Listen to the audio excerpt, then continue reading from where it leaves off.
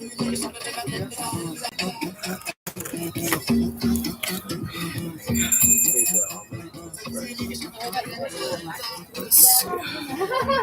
no! I think you were like, it's so good. I don't know. Okay. Wow.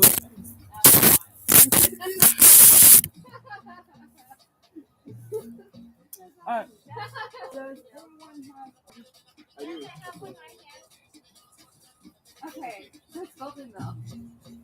All right, I'm gonna go around with Copal. Let's get the groundedness. Yeah. Oh man.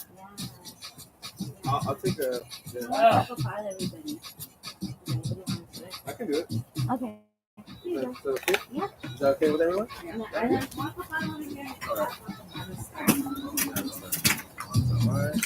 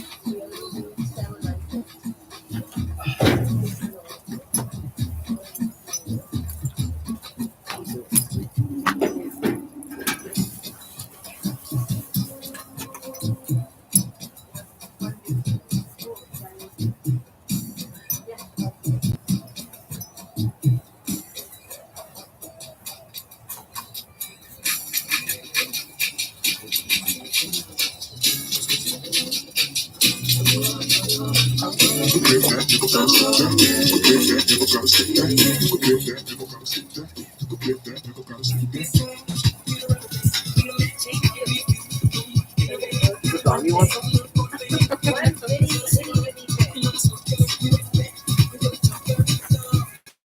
Does anyone else want to be Copal? I think that's everybody, huh? No, there's a few. Oh. So, Hi.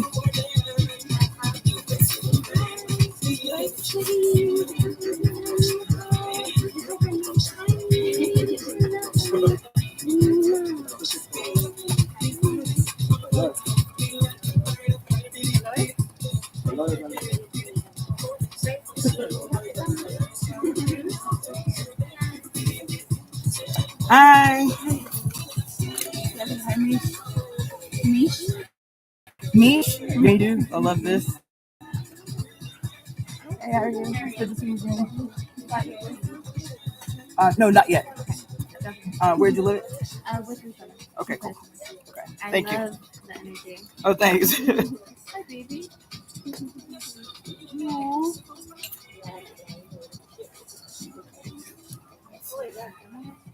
He is so bored. I mean, so hard. We need to, we're gonna do the microwave. There's a glass and over the stove. Yeah.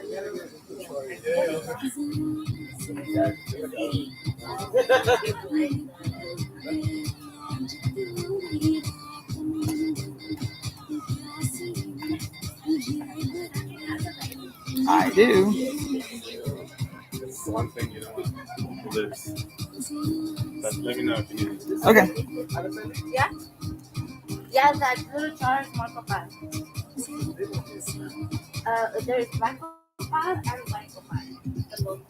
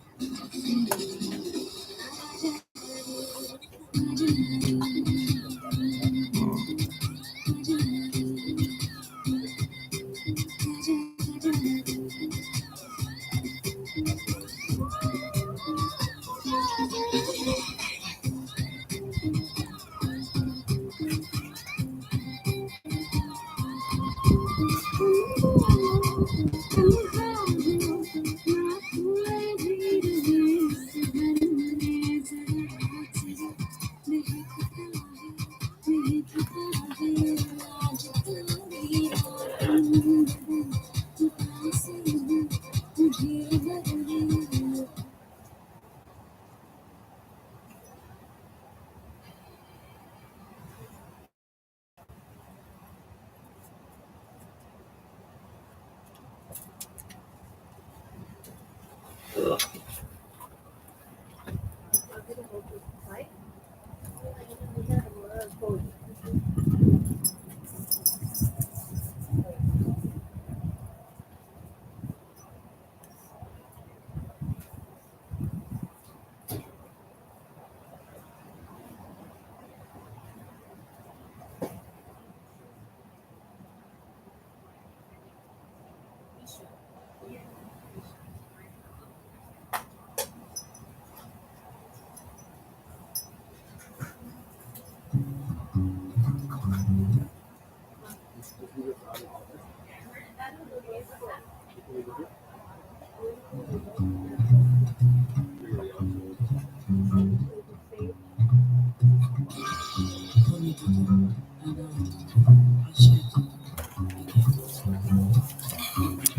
All right, family.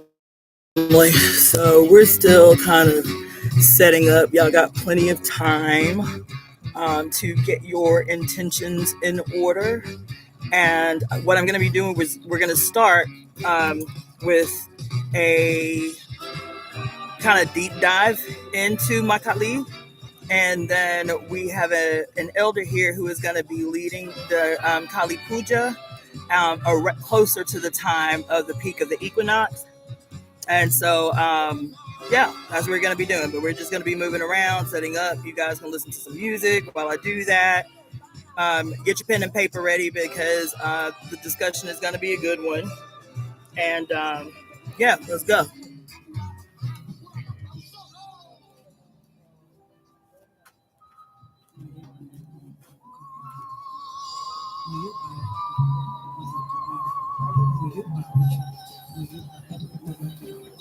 And I would also, y'all know my drill. If you hear something you like, dance to it. Right? Get the energy moving. And yeah, let's go.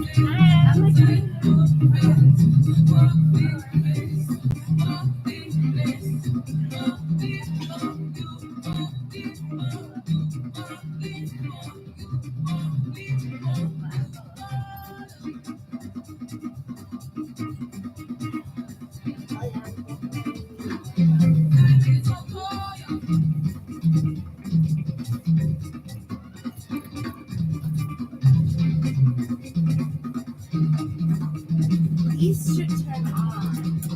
That's what I was thinking.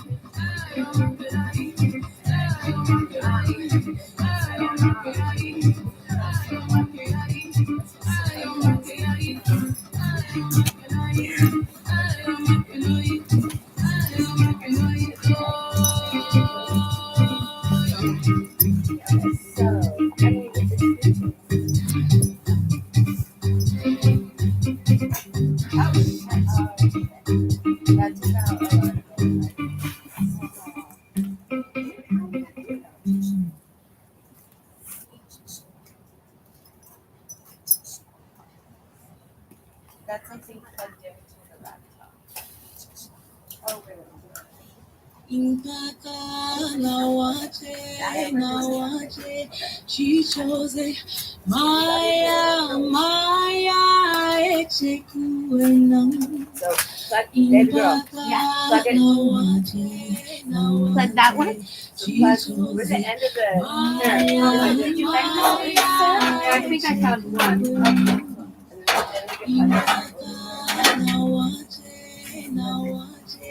Chichoze maya There's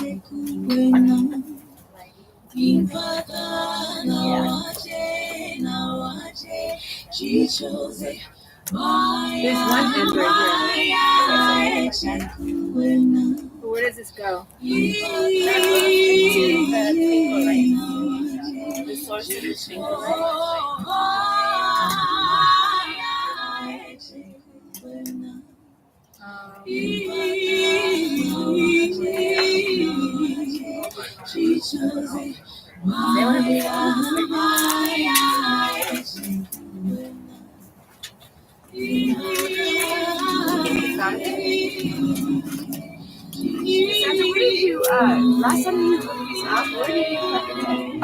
Like I said, I don't know. I don't remember if they were on or not. No, they were. Because I was like, oh, I was kind of like surprised they weren't. The brother that was here did all of that. Oh, Mishak? Yes. Call upon the name of Most High. Most niggas on the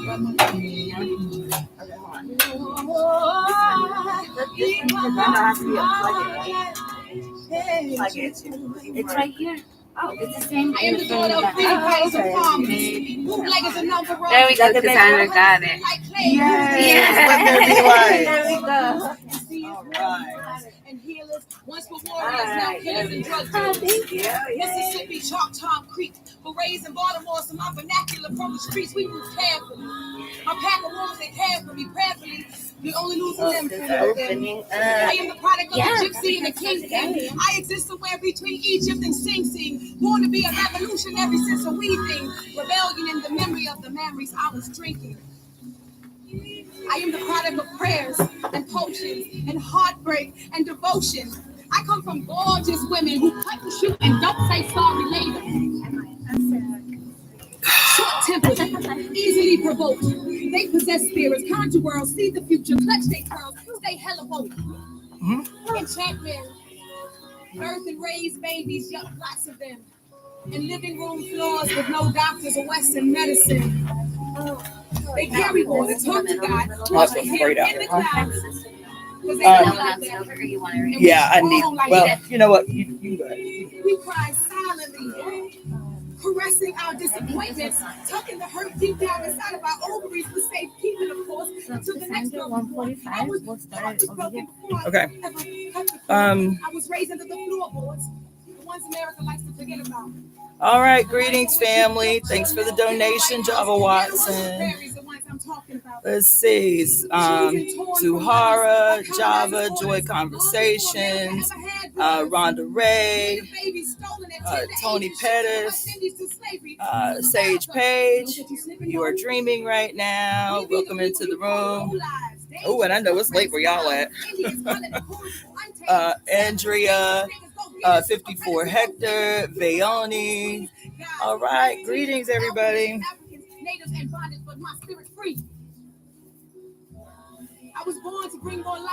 In case y'all are wondering what we're listening to, this is Moo Moo Fresh featuring Black Thought and DJ Dummy on NPR.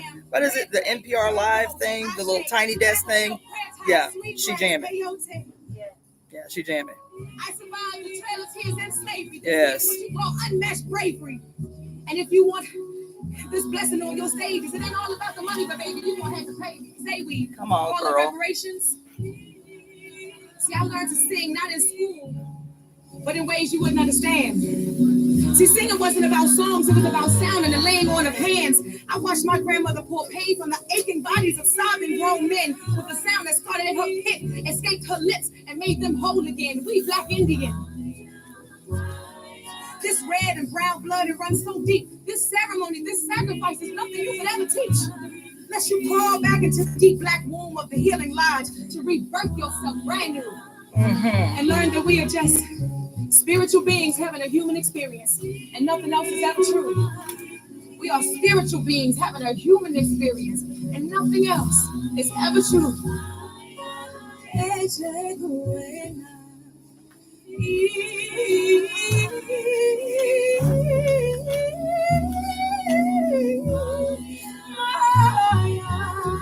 Yes.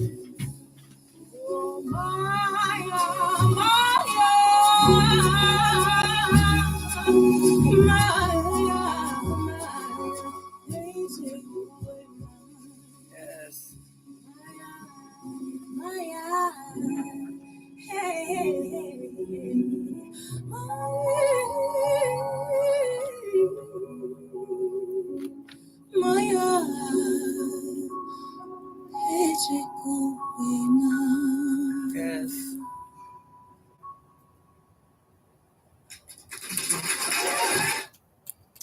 All right, family. Greetings, everyone. Everyone here say yay. Hey. So they know I'm not in here by myself. Okay, so we have a lot of ground to cover this evening. We have covered a lot of ground through the week. Every single live we've done since last Saturday, actually since what was it? Since the day after the blood moon. Calling myself trying to be disciplined, and every single live since then has been 4 or 5 hours long, and but it's a lot to cover. We have a lot to do. So what I'm going to do first is. Sandra, is that okay to take notes on the phone? Oh yeah, absolutely. If you got pen and piece of paper, great. But notes on the phone, that's fine. Whatever. All right. So where is that? I hope I didn't. There should be one more bag. Oh, it's in here. Okay. Y'all know the drill. I take notes like a lunatic. I got notes hidden everywhere. Same. There we go. Okay, so there's a couple of things I want to cover, but what we're going to do is we're going to start with the reading of the conspiracy of the Temple of Evolutionary Emergence, the global conspiracy of the Temple of Evolutionary Emergence. So for those of you who are here in person, I brought some things just in case people were down. I brought, we need to talk to Luciana about some hot water, but I brought with me Blue Lotus flower tea in case anybody's wanting to get a little deep. And if they want to go a phase deeper, we got some lovely psilocybin here that you can break off a little piece and, do what thou wilt. You can stand. Okay, so that's going to be for later. Do you want me to get you some hot water? Yes, if you could go and ask her if we can have like a kettle of hot water or like a pot of hot water or something, that'd be great. Is there more chairs? Yeah, over there. Can I just grab that little bench? Probably not. Like the chair over there. Yeah.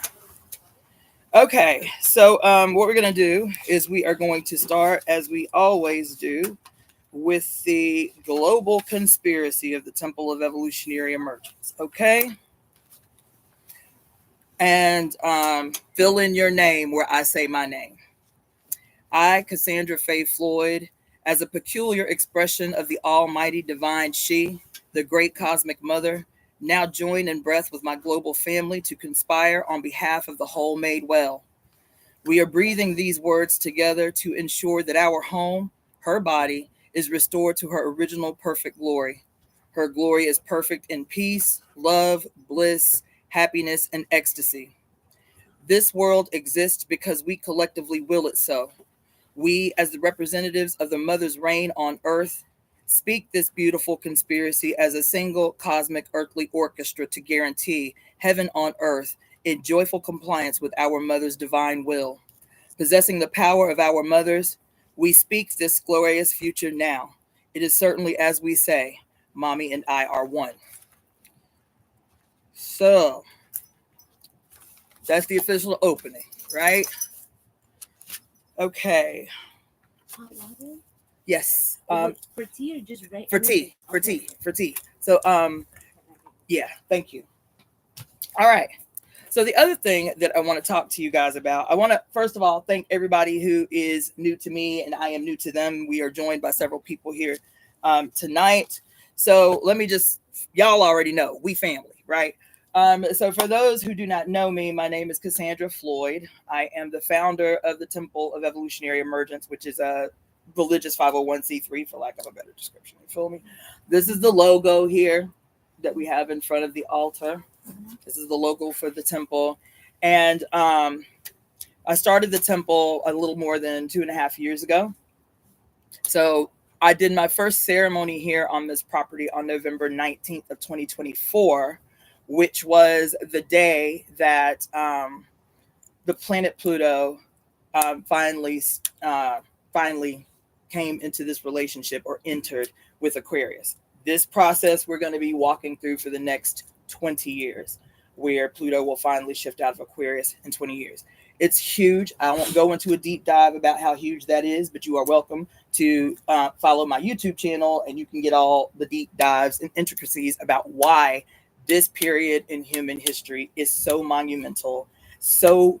We so need to tap into every single solitary astrological and astronomical occurrence, because even as powerful as they are on their own, these astronomical and astrological occurrences happening within the context of the reign of Pluto in Aquarius for the next 20 years have the potential to set the course for the next 2,500 years. It is paramount that people are able to tap and plug in whatever they're doing. So y'all will know if you decide to follow my channel, but my being, the founding priest of the temple, but having been a political organizer for 20 plus years, actually 26 plus years now, I'm dating myself, but having been a hardcore cadre style socialist activist for most of my adult life, and then making this hard pivot into spiritual spaces and trying to rectify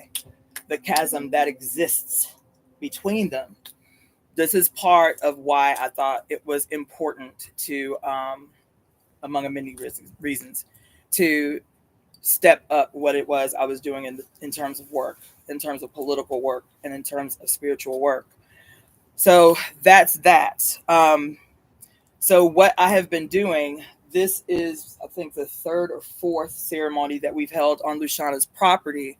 When we did that ceremony on the 19th, she basically offered the space to us. Up until that point, I had just been renting places here and there to do, particular events.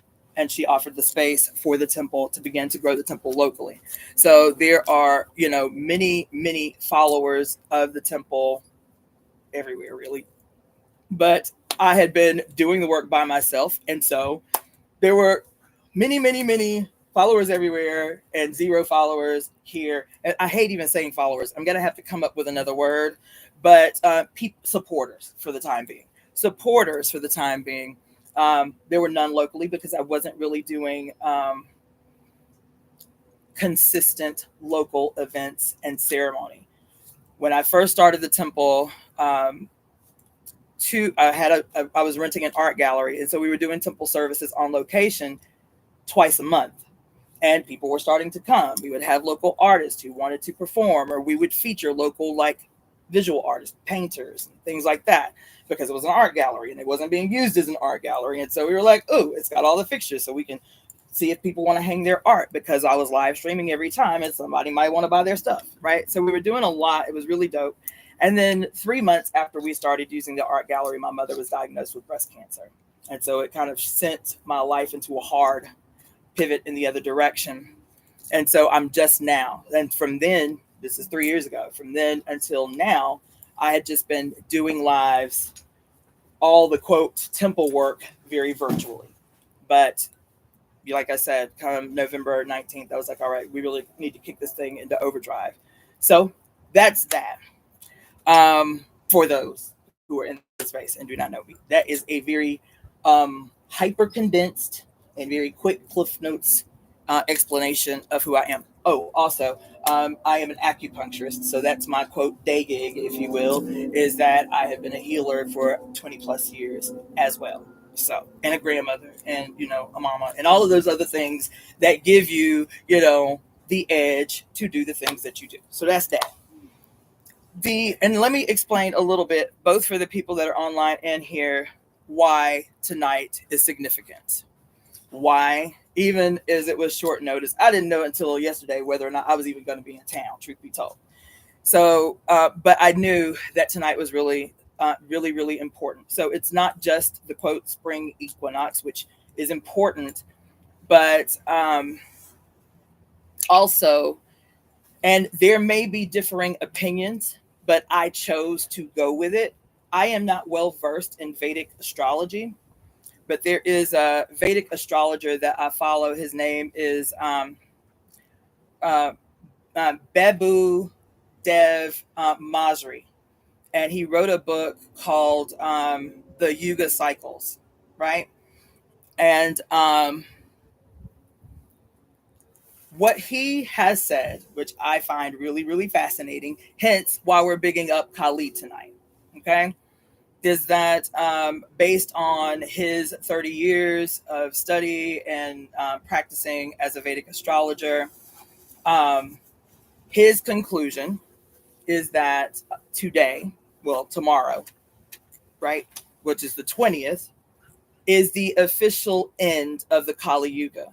That according to his calculations and his training and so on, that it is his personal opinion that the Kali Yuga is finally coming to its conclusion or its close at, for us in LA, 2:02 a.m.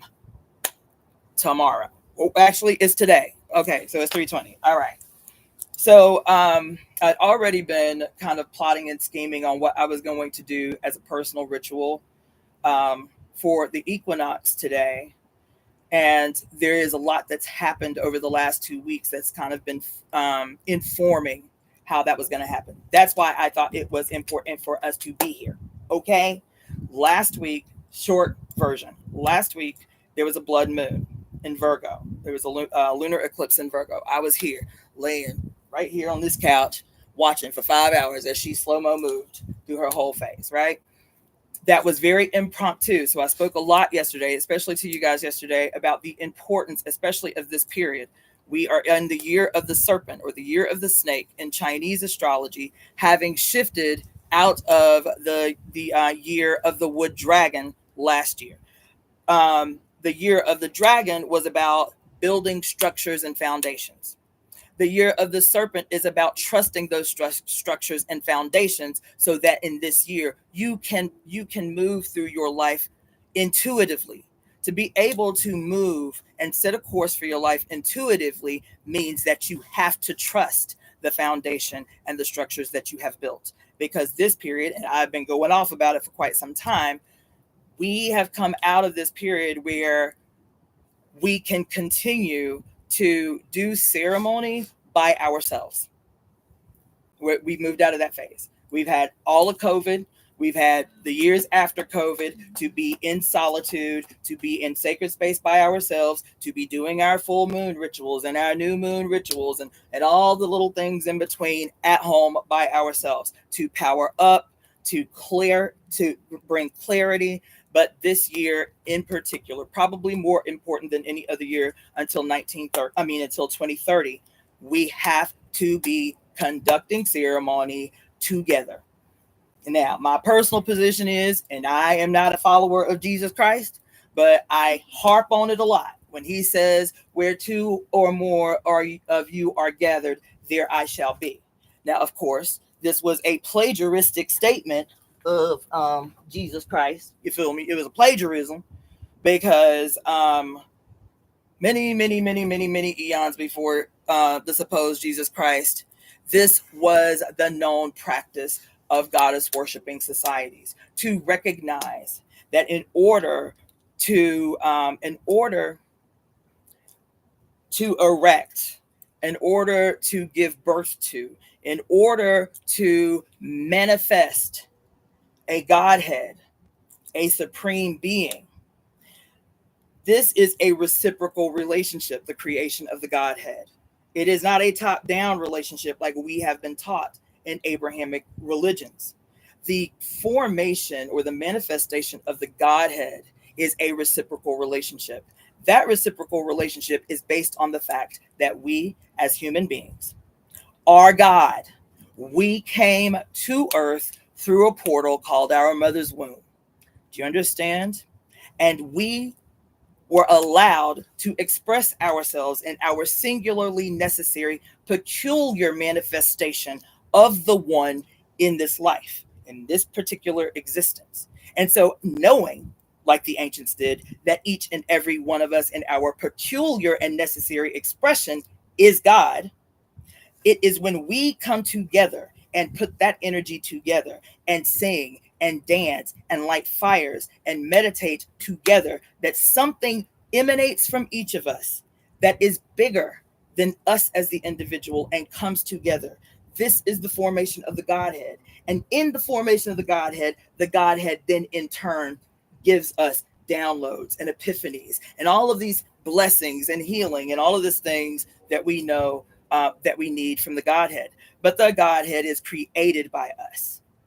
It is a mutually nurturing, mutually beneficial, mutually instinctive relationship between we and the Godhead. This period, this year, this is what it is about. That so many of us are so burdened, right? So labored, so overwhelmed by all of the terrible things that are happening in the world, right? It is too easy actually to be subdued by bad news, right? And so you'll have people here who do, feed the people programs or free breakfast programs or, indigenous centered schools, or we're in our own little tiny spaces trying to piecemeal together a way by ourselves in our own little pockets, piecemeal together a way to radically change the world, to not only change the world, to restore the earth to her original magnificence. Do you understand?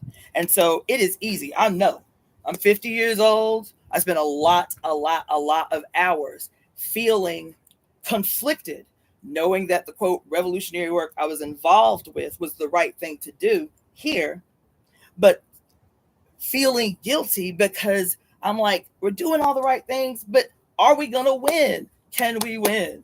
Are we just spinning our wheels, or can we really end the suffering of human beings? Right? The thing that the revolutionary movement was consistently missing was to be spiritually guided. That's why even now there are so many people coming forward who have been living in silence because they have been the victims of spiritual betrayal. They have been the victims of political betrayal, and then they feel guilty, so they don't say anything, and the cycle continues. And it is because these spaces are not informed by the mother. That is my personal position. They are not informed by the energy and the lost culture of centering the grandmother and knowing that everybody around her would be well. If she is well, she is a reflection of the health of the entire community, right? Not in a hierarchy, leading from the center, the grandmothers, the mothers.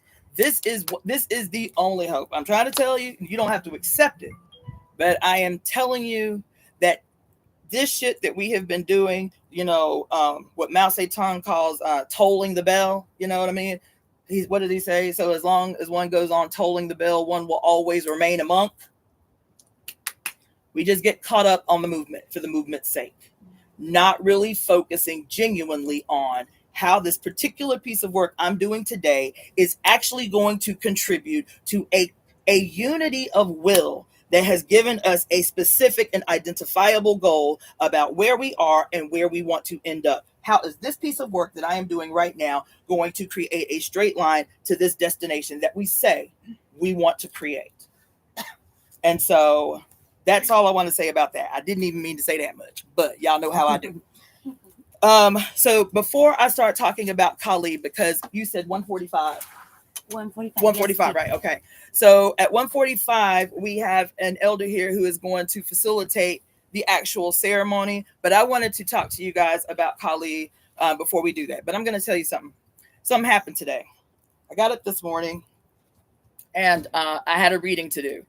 And I had made the commitment that I was going to be in ceremony all day, but I'd forgotten about this reading. So I was like, thank you for the donation, Claudia Ancra.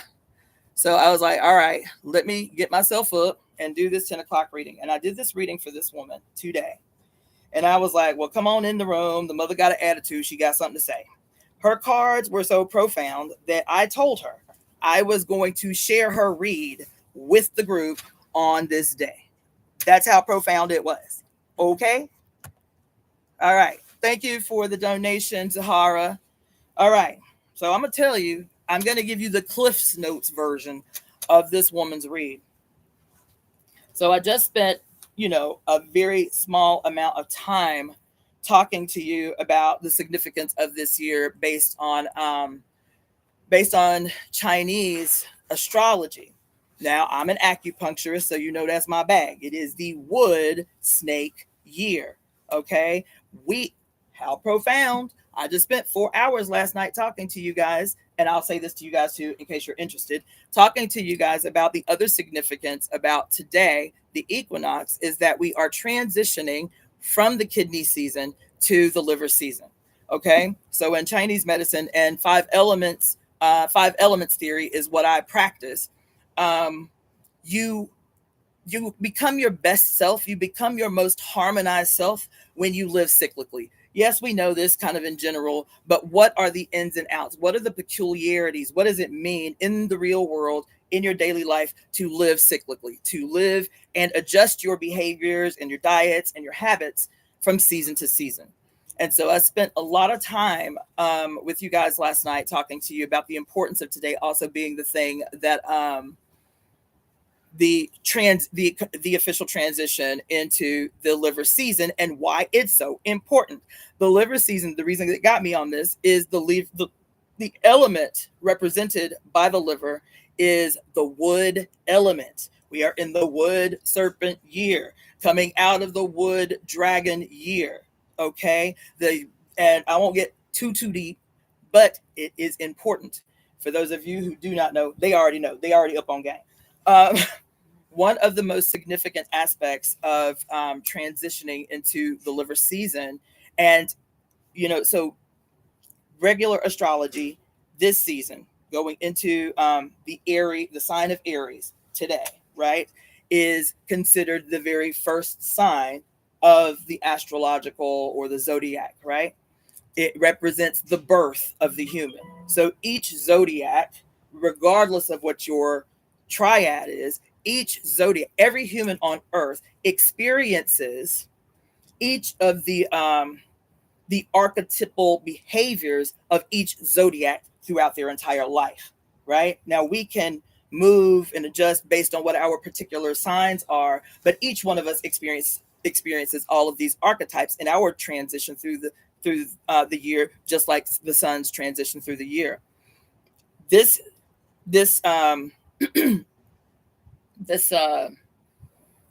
month, or this sign, the sign of Aries, and I've talked to you guys a lot about the significance of the archetype of Aries. This sign is like your burst of energy after your hibernation. You feel me? Transitioning out of the kidney season, which is the winter season, which is the deep and introspective, at least from the Chinese medicine perspective. It's the period that you become deep and introspective. That's why all of these ancestral celebrations and ceremonies across the planet, across every culture, happen from like October through the end of December, through the end of the Capricorn season, is because it is the time when the entire world slows down, at least in the Northern Hemisphere, right? And in the Northern Hemisphere, during this period, what we call the winter, late fall and the winter season, this is the time that you are supposed to be getting in touch with your ancestors. Why? Because the kidneys govern your actual physical connection to your ancestors. It's your kidneys that are responsible for your gonads, your reproductive capacity. It is your kidneys that are responsible for your DNA, the transmission of your ancestral information or code into yourself, because it is the kidneys that builds the blood, that generates blood in the marrow, right?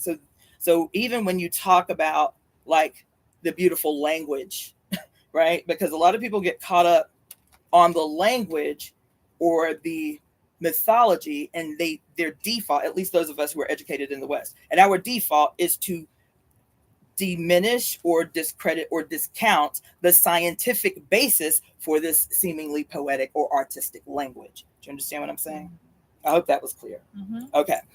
And so with the kidneys, we're transitioning out of the kidneys, and in the I should have brought my charts. I didn't even think about it. But you know what? I wasn't intended to teach a lesson out here. But in the grand scheme of things, just bringing it back to the importance of the liver in terms of why we're here, and being in a wood serpent year, is in the cycle of the 5 elements. The generating cycle, or the birthing cycle, is about how each element gives rise to the next element, or gives birth to the next element. So in this cycle, the kidneys, which is the water element, is the mother to the liver. Okay, the kidneys generate the liver.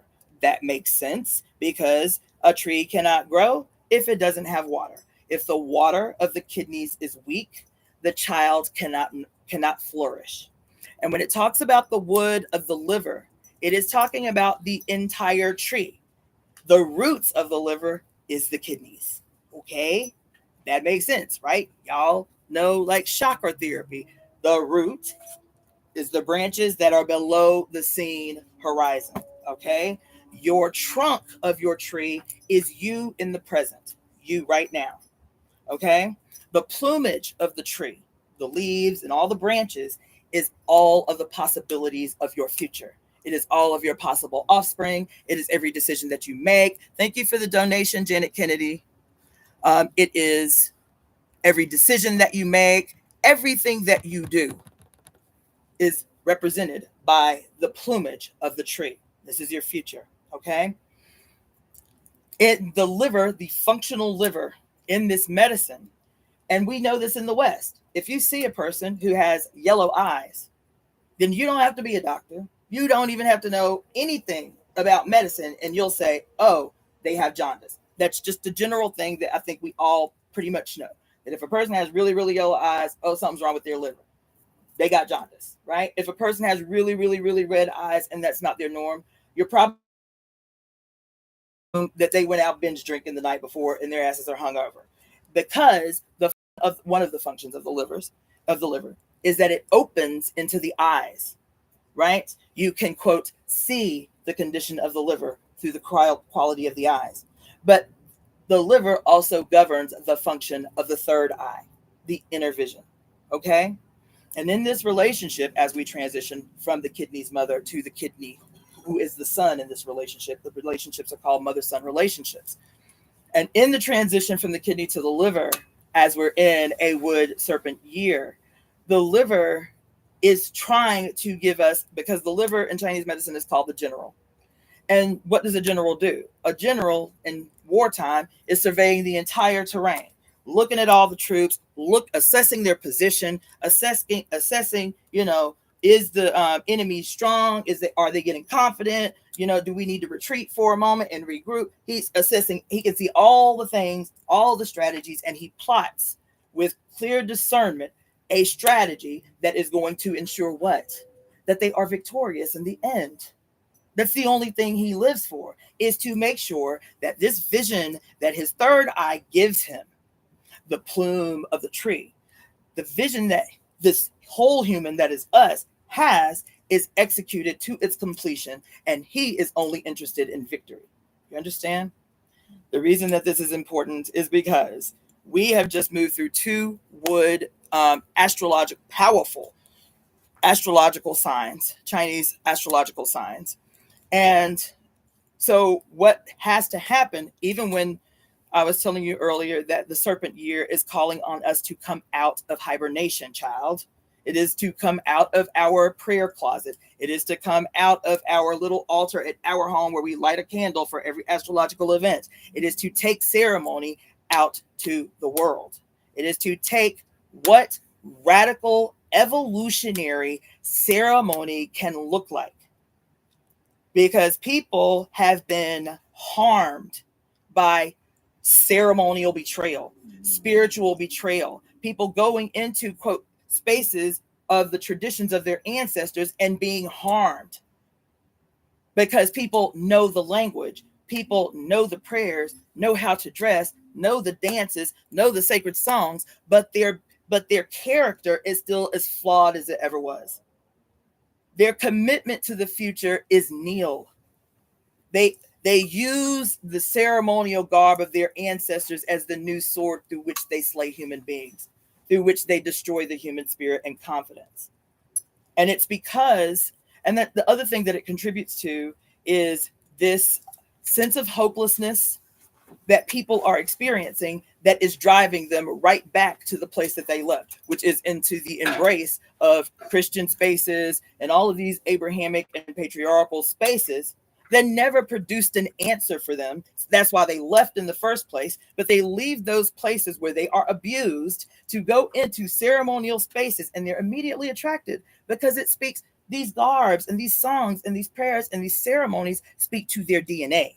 It's familiar to them because it is speaking to the deeper in them. And then they go in these spaces and experience the same harm and trauma and so on.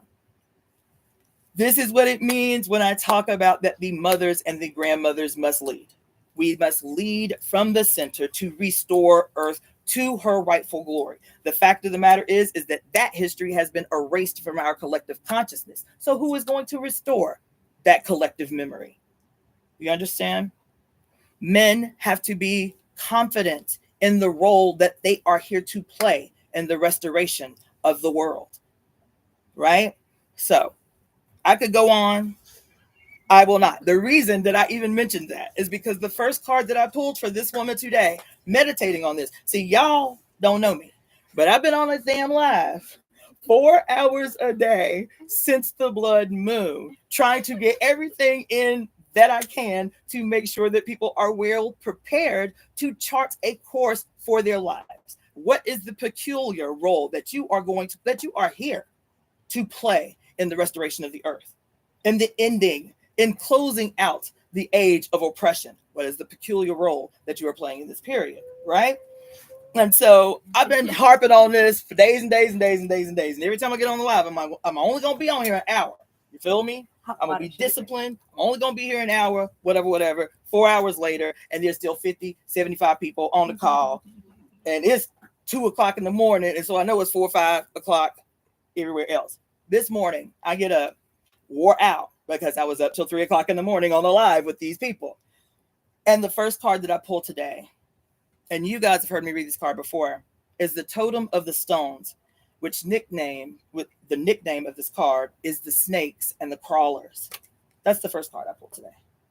I'm buzzing everywhere just telling you this. This card is, this card, short version, is about recognizing and honoring the majesty in the mundane. This card is about the reason it's called the crawlers is because those things that we ignore, those things that we're grossed out by, those things that we view with revile, especially we girls, right? Ew, worms, ew, maggots, those things that we freak out about, right? These are the crawlers. And this, let me just read a quote from this card. And then I think we're going to move on because time is flying by.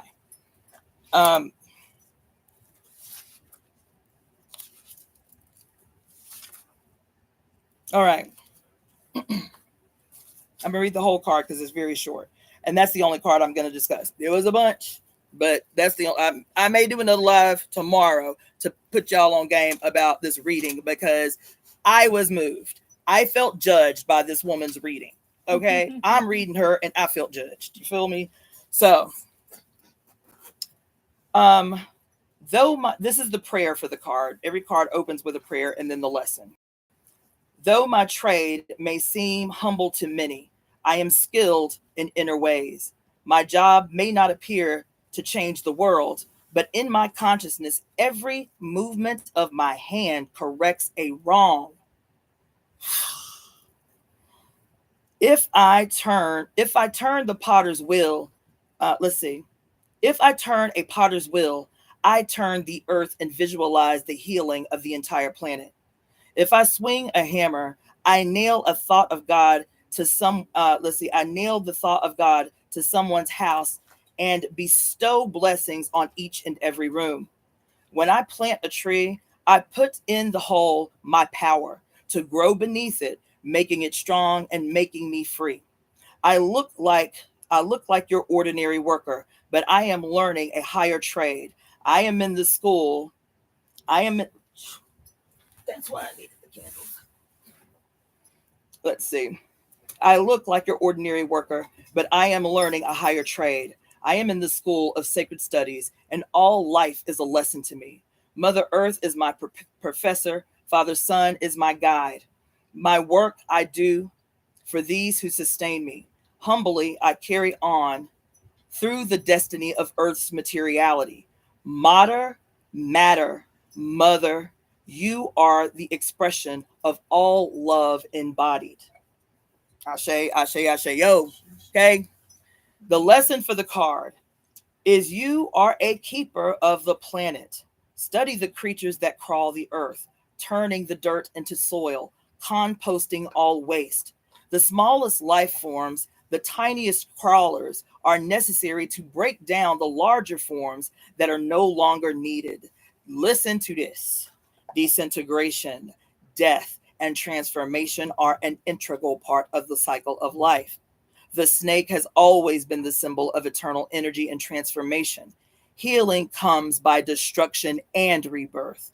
The old skin is shed and a new one is ready. Life continues. Learn from the creatures who live in Earth's body. They are both humble and great. This is the card. Again, it is too easy to become subdued by this thing that we think is too big for us to undo. Do you understand what I'm saying? We are subdued by the gravity of our perception. That's why this whole read was so deep. Our perception of the bigness of what must be done, what must be undone. This period that we're in, the ending of the Kali Yuga, the entry into the age of Aquarius, this America's first Pluto returns, which is the first of its alignment in 246 years, guaranteeing a resolution to what is wrong, a resolution to what was born wrong. Do you understand what I'm saying? I hope y'all are following. Because all of these things coming together at the same time is nothing short of the miracle that is the mother's blessing, the mother's guarantee that you are exactly where you are supposed to be. You, though you may see yourself as small, are mighty. You, though you may just see yourself as an ordinary worker, are changing the world in real time with everything that comes out of your mouth, with every action and interaction with every human being that you come into contact with every day of your life. Every moment of your life is creating a future. What is the future that you are creating with your actions, with what you say, with your behavior? What is the future that you are creating? Are you constantly lamenting about how terrible shit is and how it's always been this way? And are you constantly delivering sermons and lectures about all the ways colored folks or black folks or red folks or brown folks are chronically fucked up? You got every statistic about every possible way that we have been, quote, oppressed. Are you constantly regurgitating this language? This, I know it's deep, but the trick is to acknowledge what is without giving power to it. Acknowledge the present, acknowledge the past, but in real time, at the same time, constantly build its opposition. The world that you do not, the things in the world that you don't want to see, the things in the world that you know need to end, constantly build its opposition. That's what it means to create the world in real time, in the present, in the now. Is even as you can acknowledge, it's not spiritual bypassing, it's not political bypassing or apathy. It is to acknowledge, it is to study. I study these things. It is to study, to acknowledge. The acknowledgement is what informs you of what can no longer go on, of what can no longer be. I am responsible for building its opposition. This is what this work means. That if your prayers and meditations, if your manifestations, if your mantras, if your ceremony is not embodied, man, if your ceremony is not embodied, if your ceremony is not concerned with the material experience of human beings suffering around the planet, you're praying wrong. Your ceremony is wrong. If it's some, metaphysical, like, version of escapism, if it's some, quote, new age metaphysical version of Christianity, where all you are longing for is to be with your Lord and Savior. I can't wait to get up out of here so I can be with my Lord and Savior. I can't wait to get caught up in the rapture and leave y'all behind to suffer. All of that language, this metaphysical shit is the same thing. It is constant escapism. It is constant abdication of our responsibility, not remembering why we chose this life, and we did. It's because we do not believe that we are a part of our mother's body. It is because we have been told for so long, through violence, honestly, told for so long that the mother is insignificant, that she is just here to get pregnant and make sure that we continue to go on. It is because we have forgotten that we are God, because God can only give birth to God. This is our mother. The evidence of which is that we all, that's what I say, is everybody is an honorary member of the Temple of Evolutionary Emergence, because everybody got a mama. Everybody has a uterus to thank for their existence. You don't have to know the person who was holding the uterus. You don't have to know their name. You don't have to be friends. But every last one of us was allowed the opportunity to contribute to the future through a uterus. So that's all I'm going to say about that. But that card did me today. It set the stage for my whole day. Okay? We are small and mighty. For those of you who speak revolutionary language, when I was in the party, we used to talk about this concept called the war of the flea, or winning the war of the flea, all the time. That we are convinced that we can stage a worldwide, global socialist revolution where the proletariat can seize control of the means of production. You feel me? This is the war of the flea. You feel me? We used to talk about that shit all the time. It's not incorrect, but the mechanism through which that shit was being propagated is incorrect. I'm gonna just say it's incorrect. But to win the war of the flea is to recognize that it is not us by ourselves in our prayer closet doing ceremony alone that is going to set this shit off. It's not that. It is going to be a collective and radical unity of will. That does not mean that we have to execute the same way either. It doesn't mean that you have to believe what I believe either. It means that there are a million roads that lead to the same destination. That's what it means. Do you understand? Yeah. And even if the singular point of unity that we have is that we can agree that if our mother is God, and she is, that if our mother is God, then it means that we too are God. Because why? Mommy and I are one. I am of her body. I am in her body. I'm not just talking about your birth mother. I'm talking about this planet that we live on.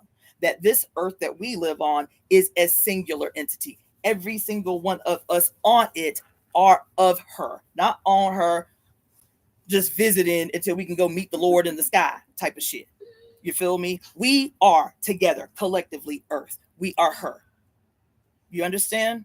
So this is the work that we have to do. We have to bring a message of true and actual certainty.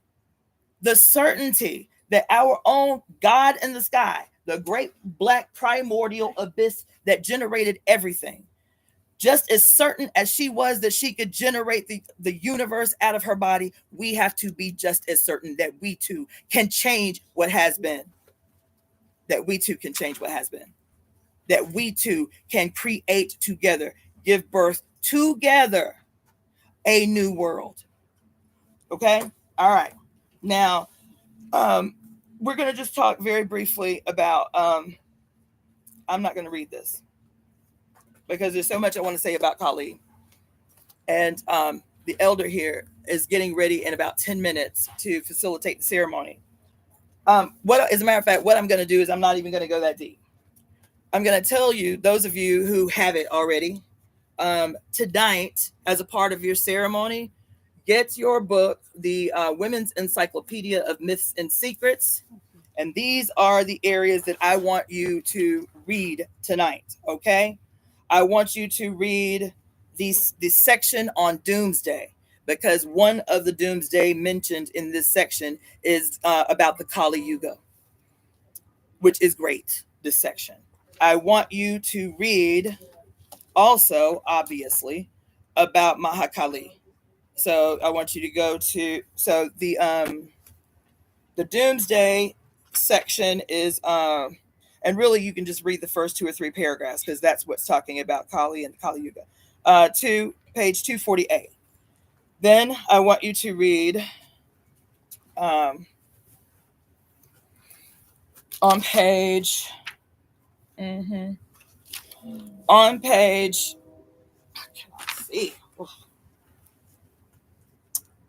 On page 488, I want you to read this section on called Kalima. Actually, start at the top of the page. Kalanimi, Kalandares, or Kalandares, Kalima. The Kalima section is long. Read it anyway. Yeah, it's long, but read it anyway. It's really, really exceptionally good. The Kamamara, Kamsa, Kara, Karisa, Kari, and Karma, and Karuna. I know it sounds like a lot. Read it anyway.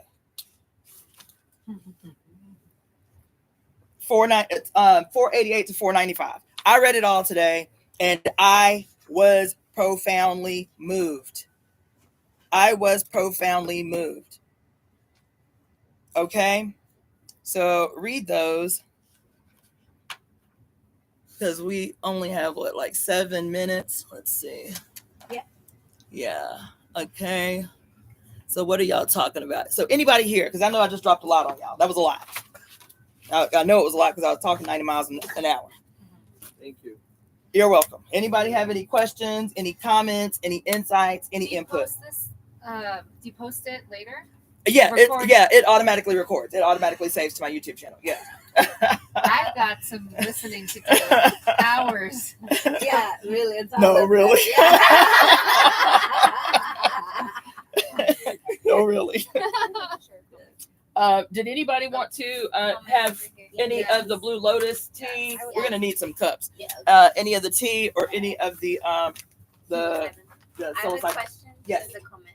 What is the end of the Kali Yuga? What is that quick summary? So like I was saying at the beginning of that. Destruction time? Yeah, right? no, Kali Yuga is the destruction time. Yeah, right. So in the Women's Encyclopedia of Myths and Secrets, when she talks about the various doomsday from different cultures, the first one she talks about is, let me just read that. That's how I'll end in these last 5 minutes. I will just read the first 2 paragraphs of the doomsday section, because it's great and it'll answer your question. Would it be the end of fertility? No, honey. No. No. Now, I understand, I think, why you would ask that question, but no. The mother remains. The mother remains. Now, I don't know in detail what the basis of that question was, but I will say this, and I have said this often.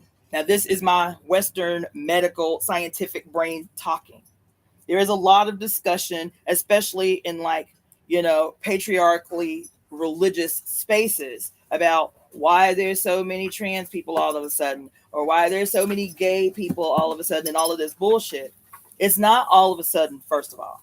Second of all, these people have always existed. The problem is even when we're talking historically or archaeologically or whatever, And they talk about these periods, like in Native American culture here, you hear it a lot. Like, you know, Native culture always welcomed the idea of the two-spirit person, and they lived, you know, in harmony with the community or whatever. The thing that every historian conveniently leaves out of these discussions, whether it was about the identification of how well the Iroquois people lived, or whether it was, you know, European witnessing of the sexual freedom of women in Northern Africa, and oh my God, this is amazing, right? The thing that all of these historians and anthropologists and archaeologists leave out of this discussion is all of this liberty, all of this sovereignty, all of this bodily autonomy that existed throughout history existed under matriarchal societies. And every matriarchal society centered around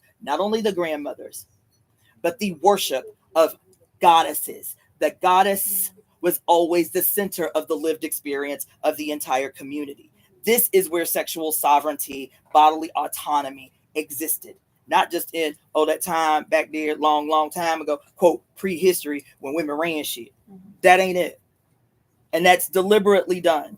That it's those stories are deliberately told that way. When Marx talked about what the quote primitive communalism, that it's not sophisticated communism until white men do it, you feel me? But back then, when the women ran shit, we trying to reproduce that, but in a world where we run shit.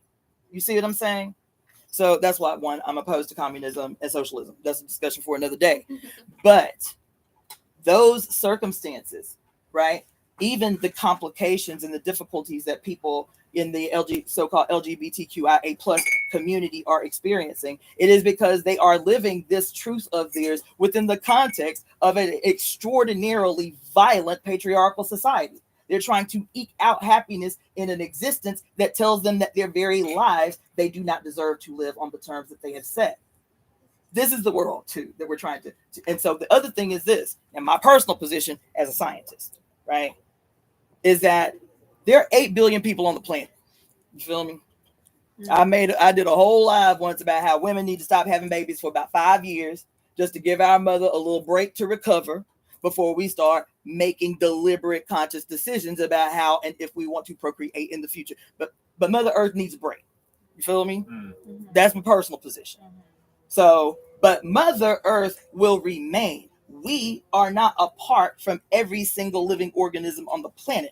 And every single organism on the planet, from the microbe to the macro, which is us, has one primary desire, is to see itself live forever through the regenerative process. That's it. That's the driving force. That's it. Now we, as higher beings, right? We who through evolution, through a scientific process, right, gained what we identify as a consciousness, a conscious and deliberate awareness of our being in space. We will live forever as long as women remain. That's the truth. As long as women remain, human beings will remain. But it has to be on the terms that we set. Everybody in the world who wants to accomplish freedom, liberation for themselves has to be okay with a woman saying that the hope for humanity is to center the mothers and the grandmothers who are leading from the center, not from the top down, not you do what I say, not force, right? And that's what's going to restore the planet. And it's not going to do it in some long, laborious way. I'm telling you, if we can accept this idea, we can set this off. That's why it's happening in the age of Aquarius. That's why it's been so hard to accept, right? In these other ages. This is the first air sign age we've been in 8,000 years. And what the last air sign age taught us is that information spreads wildly and radically across borders. That's why all of the pyramids along the equator, all the way around the earth, seemingly just sprung up from nowhere, even though these people had not yet had interaction with one another. How did that happen? Because it happened in the last air sign age, right? That's what Aquarius promises, quote, the water bearer who pours the waters of heaven onto earth, right? The liberator of the sexually oppressed, him, right? All of these things are guaranteed. We just have to tap the fuck in. That's the thing. We have to plug in and know that our existence is purposeful. We chose to be here at this particular time in human history to be either a betrayer of our destiny or a fulfiller of our destiny. That's it. That's the only question. So now I can't even read it because I'm talking too much. But you had a question. Go ahead. We'll make it short while we're still preparing. I don't think I have a question anymore. I think it's more of just knowing that we're all of our existences were placed in the universe, and that's why cycles keep going and spiraling through, because we were all meant to be here, and we are all our ancestors, and we are all just generations repeating of things that we haven't learned from that past life that we have to continue learning and moving through this one. I'm gonna say one more thing about your initial question.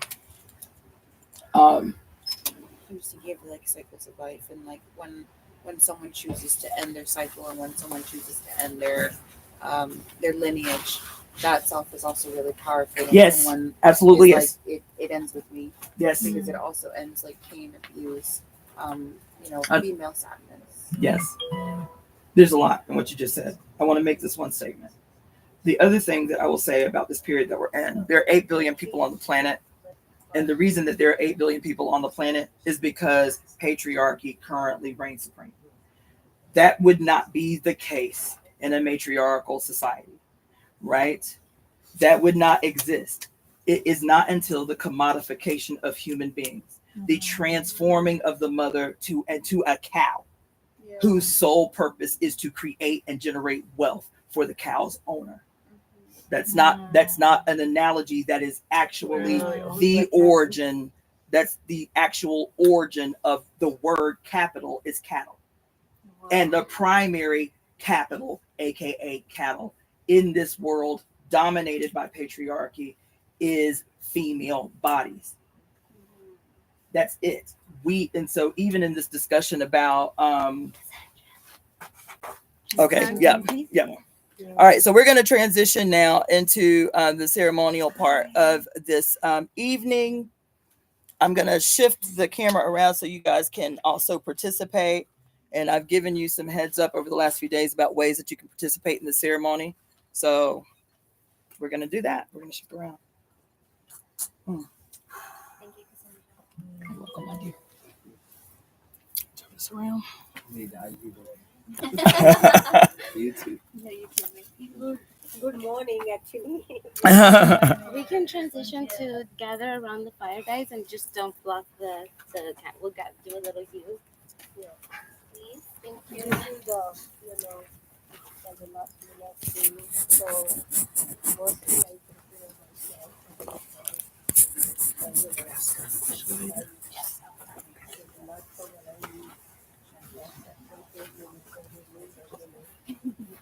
I've been telling her about you. She's done a lot of work in my mornings too.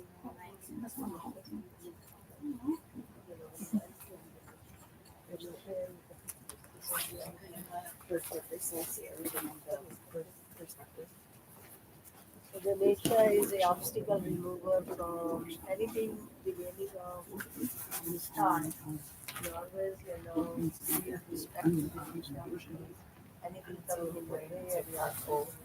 And it's a modification of It's very powerful. like taking over and saying, oh, this is such a new thing to be able to choose.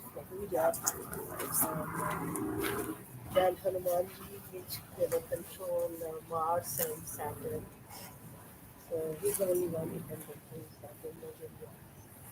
And Mars bring all this quick action everywhere.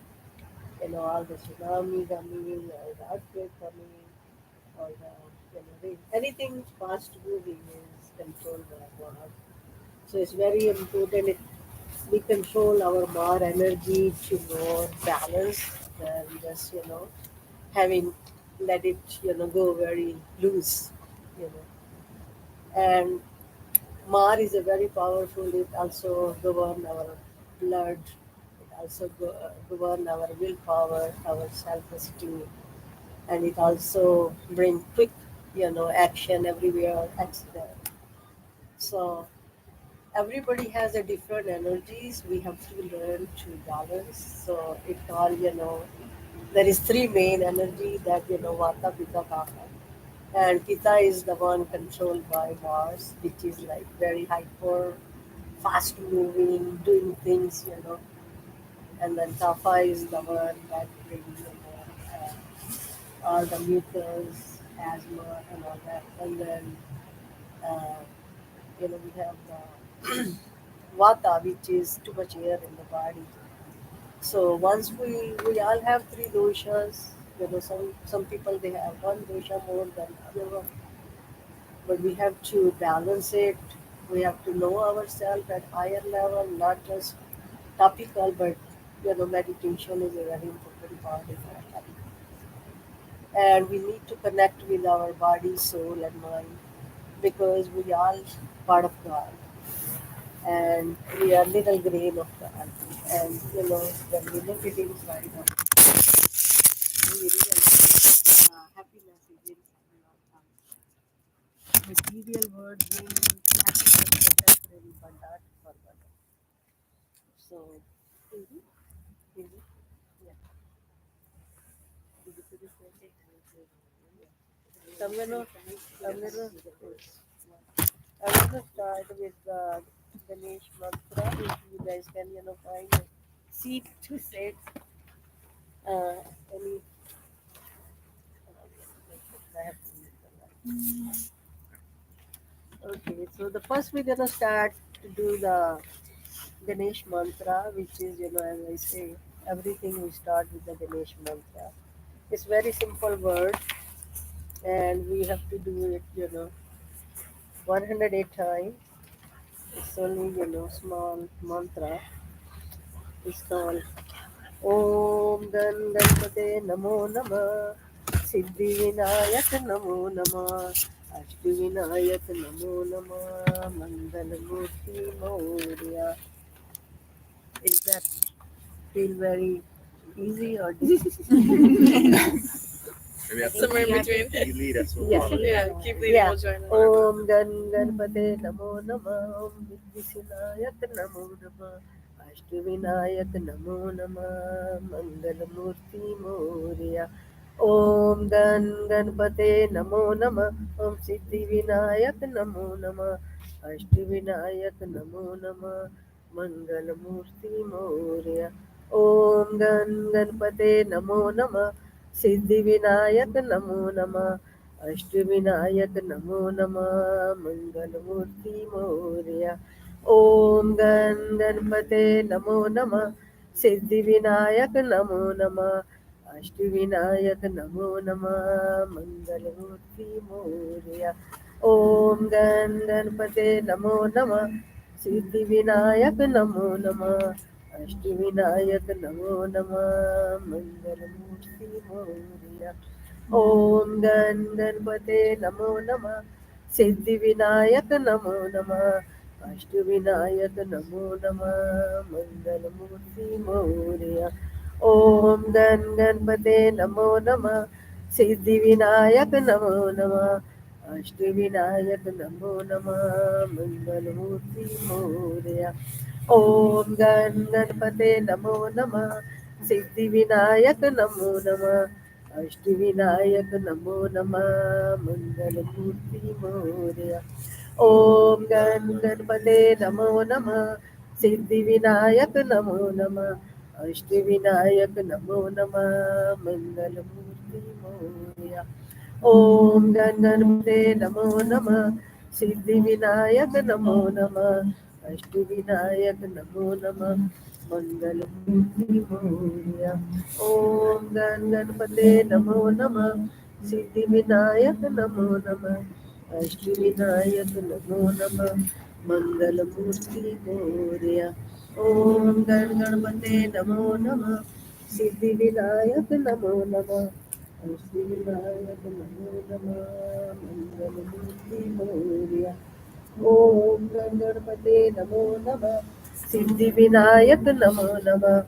Ashtavinayak नमो नमः मंगलमूर्ति मोरया ओम गण गणपते नमो नमः सिद्धिविनायक नमो नमः अष्टविनायक नमो नमः मंगलमूर्ति मोरया। ओम गण गणपते नमो नमः सिद्धिविनायक नमो नमः अष्टविनायक नमो नमः मंगलमूर्ति मोरया। ओम गण गणपते नमो नमः सिद्धिविनायक नमो नमः अष्टविनायक नमो नमः मंगलमूर्ति मोरया। ओम गण गणपते नमो नमः सिद्धिविनायक नमो नमः अष्टविनायक नमो नमः मंगलमूर्ति मोरया। ओम गण गणपते नमो नमः सिद्धिविनायक नमो नमः अष्टविनायक नमो नमः मंगलमूर्ति मोरया। ओम गण गणपते नमो नमः सिद्धिविनायक नमो नमः अष्टविनायक नमो नमः मंगलमूर्ति मोरया। ओम गण गणपते नमो नमः सिद्धिविनायक नमो नमः अष्टविनायक नमो नमः मंगलमूर्ति मोरया। ओम गण गणपते नमो नमः सिद्धिविनायक नमो नमः अष्टविनायक नमो नमः मंगलमूर्ति मोरया। ओम गण गणपते नमो नमः सिद्धिविनायक नमो नमः अष्टविनायक नमो नमः मंगलमूर्ति मोरया। ओम गण गणपते नमो नमः सिद्धिविनायक नमो नमः अष्टविनायक नमो नमः मंगलमूर्ति मोरया। ओम गण गणपते नमो नमः सिद्धिविनायक नमो नमः अष्टविनायक नमो नमः मंगलमूर्ति मोरया।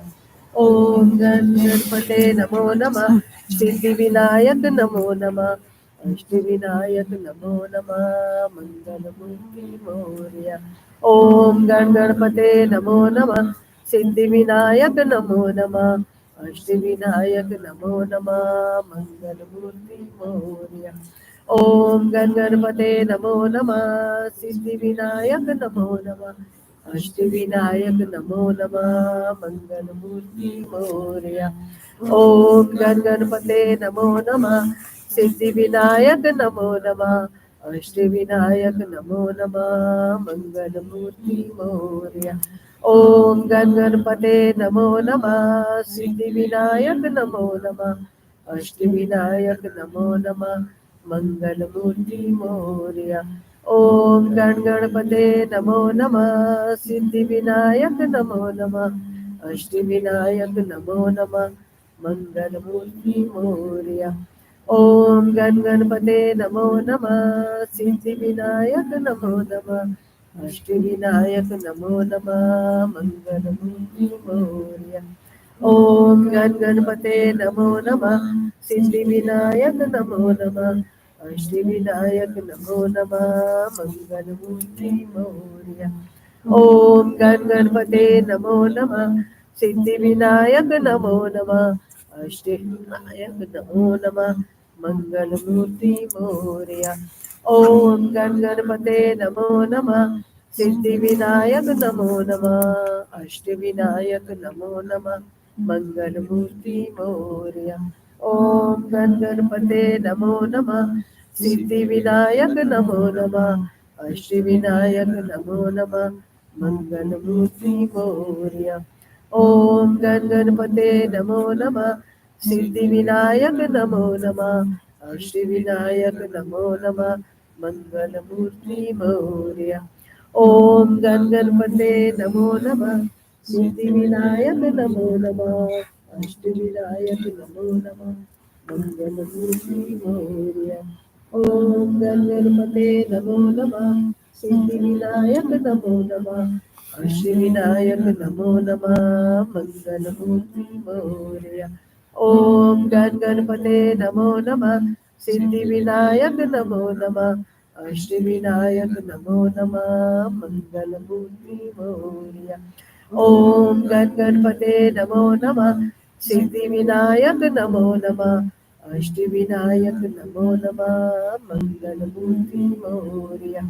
ओम गण गणपते नमो नमः सिद्धिविनायक नमो नमः अष्टविनायक नमो नमः मंगलमूर्ति मोरया। ओम गणपते नमो नमः, सिद्धिविनायक नमो नमः, अष्टविनायक नमो नमः, मंगलमूर्ति मोरया। ओम गणपते नमो नमः, सिद्धिविनायक नमो नमः, अष्टविनायक नमो नमः, मंगलमूर्ति मोरया। ओम गणपते नमो नमः, सिद्धिविनायक नमो नमः, अष्टविनायक नमो नमः, मंगलमूर्ति मोरया। ओम गणपते नमो नमः, सिद्धिविनायक नमो नमः, अष्टविनायक नमो नमः, मंगलमूर्ति मोरया। ओम गणपते नमो नमः, सिद्धिविनायक नमो नमः, अष्टविनायक नमो नमः, मंगलमूर्ति मोरया। ओम गणपते नमो नमः, सिद्धिविनायक नमो नमः, अष्टविनायक नमो नमः, मंगलमूर्ति मोरया। ओम गणपते नमो नमः, सिद्धिविनायक नमो नमः, अष्टविनायक नमो नमः, मंगलमूर्ति मोरया।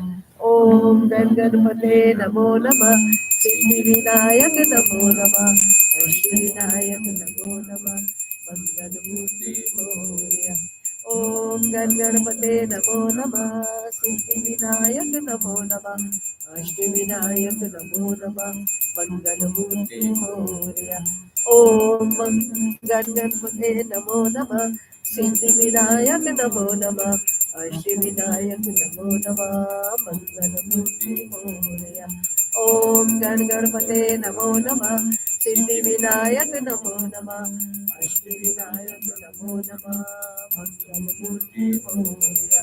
ओम गणपते नमो नमः, सिद्धिविनायक नमो नमः, अष्टविनायक नमो नमः, मंगलमूर्ति Morya.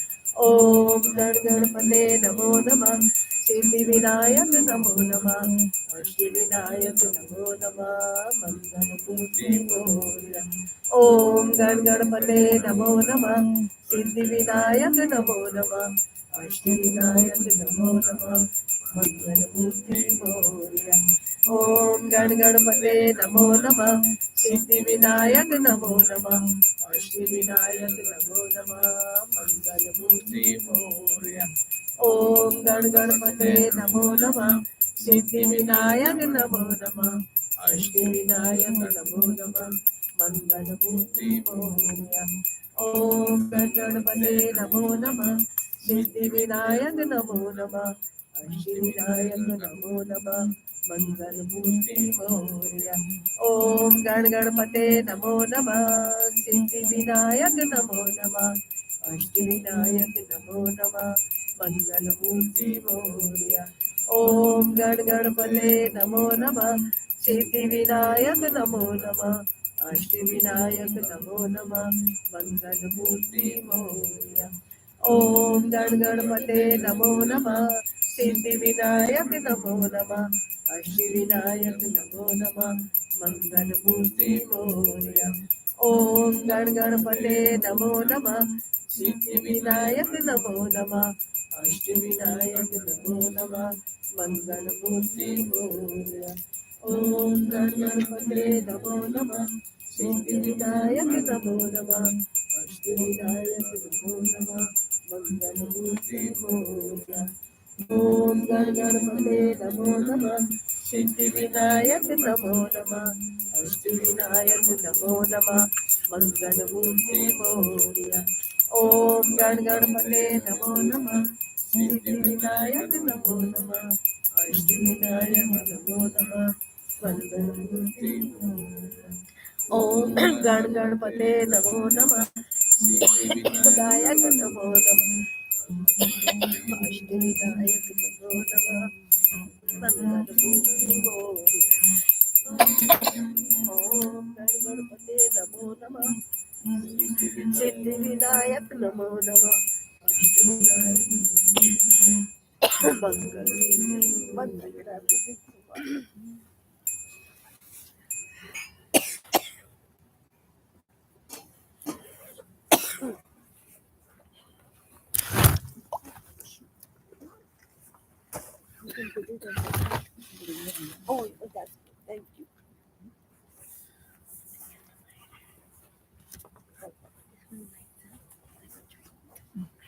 You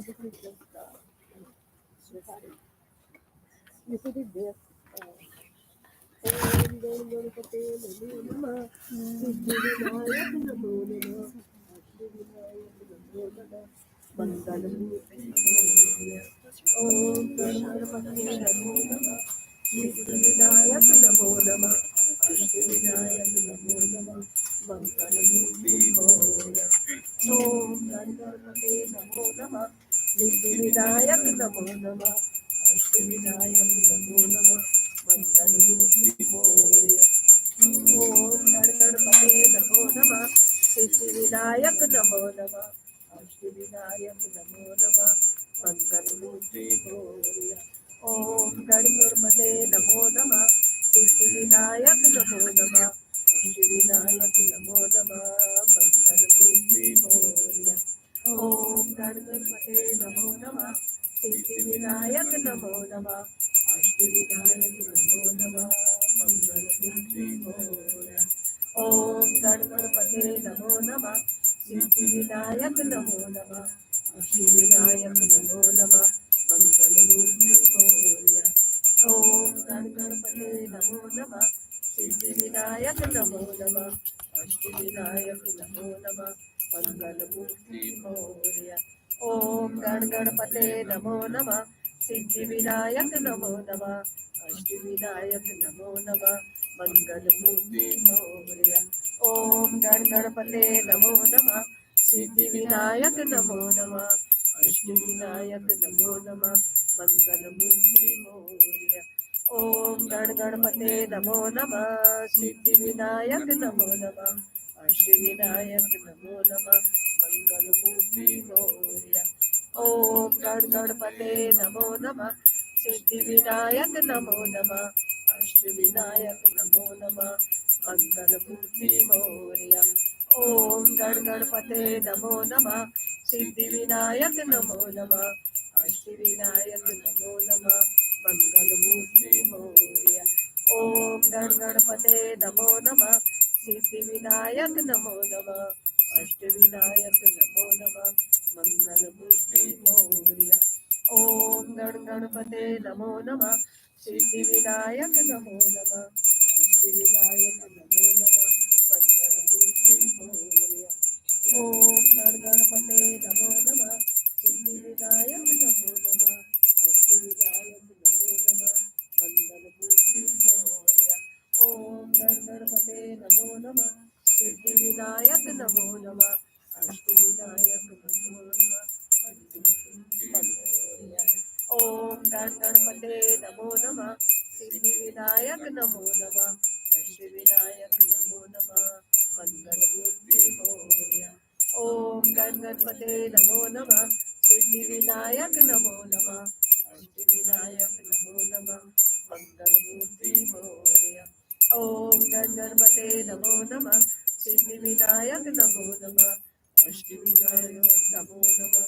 Mangalamurti Om Ganapate Namo Namah. Siddhivinayak Namo Namah. Ashdivinayak Namo Namah. Mangalamurti Om Ganapate Namo Namah. Siddhivinayak Namo Namah. Ashdivinayak Namo Namah. Mangalamurti Om Ganapate Namo Namah. Siddhivinayak Namo Namah. Ashdivinayak Namo Namah. Mangalamurti Om Ganapate Namo Namah. Siddhivinayak Namo Namah. Ashdivinayak Namo Namah. Mangalamurti Om Ganapate Namo Namah. Siddhivinayak Namo Namah. Ashdivinayak Namo Namah. Mangalamurti Om Ganapate Namo Namah. Siddhivinayak Namo Namah. Ashdivinayak Namo Namah. Mangalamurti Om Ganapate Namo Namah. Siddhivinayak Namo Namah. Ashdivinayak Namo Namah. Mangalamurti Om Ganapate Namo Namah. Siddhivinayak Namo Namah. Ashdivinayak Namo Namah. Mangalamurti Om Ganapate Namo Namah. Siddhivinayak Namo Namah. Ashdivinayak Namo Namah. Mangalmurti Moria. Om Ganganamate Namo Nama. Siddhivinayak Namo Nama. Ashtavinayak Namo Nama. Mangalmurti Moria. Om Ganganamate Namo Nama. Siddhivinayak Namo Nama. Ashtavinayak Namo Nama. Mangalmurti Moria. Om Ganganamate Namo Nama. Siddhivinayak Namo Nama. Ashtavinayak Namo Nama. Mangalmurti Moria. Om Namo Nama. Siddhivinayak Namo Nama. Ashtavinayak Namo Nama. Mangalmurti Moria. Om Ganganapate Namo Nama. Siddhivinayak Namo Nama. Ashtavinayak Namo Nama. Mangalmurti Moria. Om Ganganapate Namo Nama. Siddhivinayak Namo Nama. Ashtavinayak Namo Nama. Mangalmurti Moria. Om Ganganapate Namo Nama. Siddhivinayak Namo Nama. Ashtavinayak Namo Nama. Mangalmurti Moria. Om Ganganapate Namo Nama. Siddhivinayak Namo Nama. Ashtavinayak Namo Nama. Mangalmurti Moria. Jai Ganeshaya Namaha.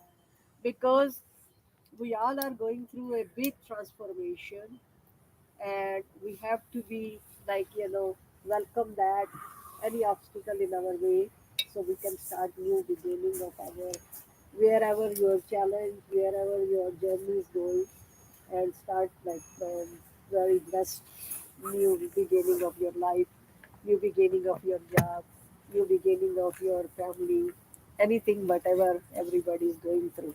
So it's very important to remove all the negative, whatever we were, blocking in our life.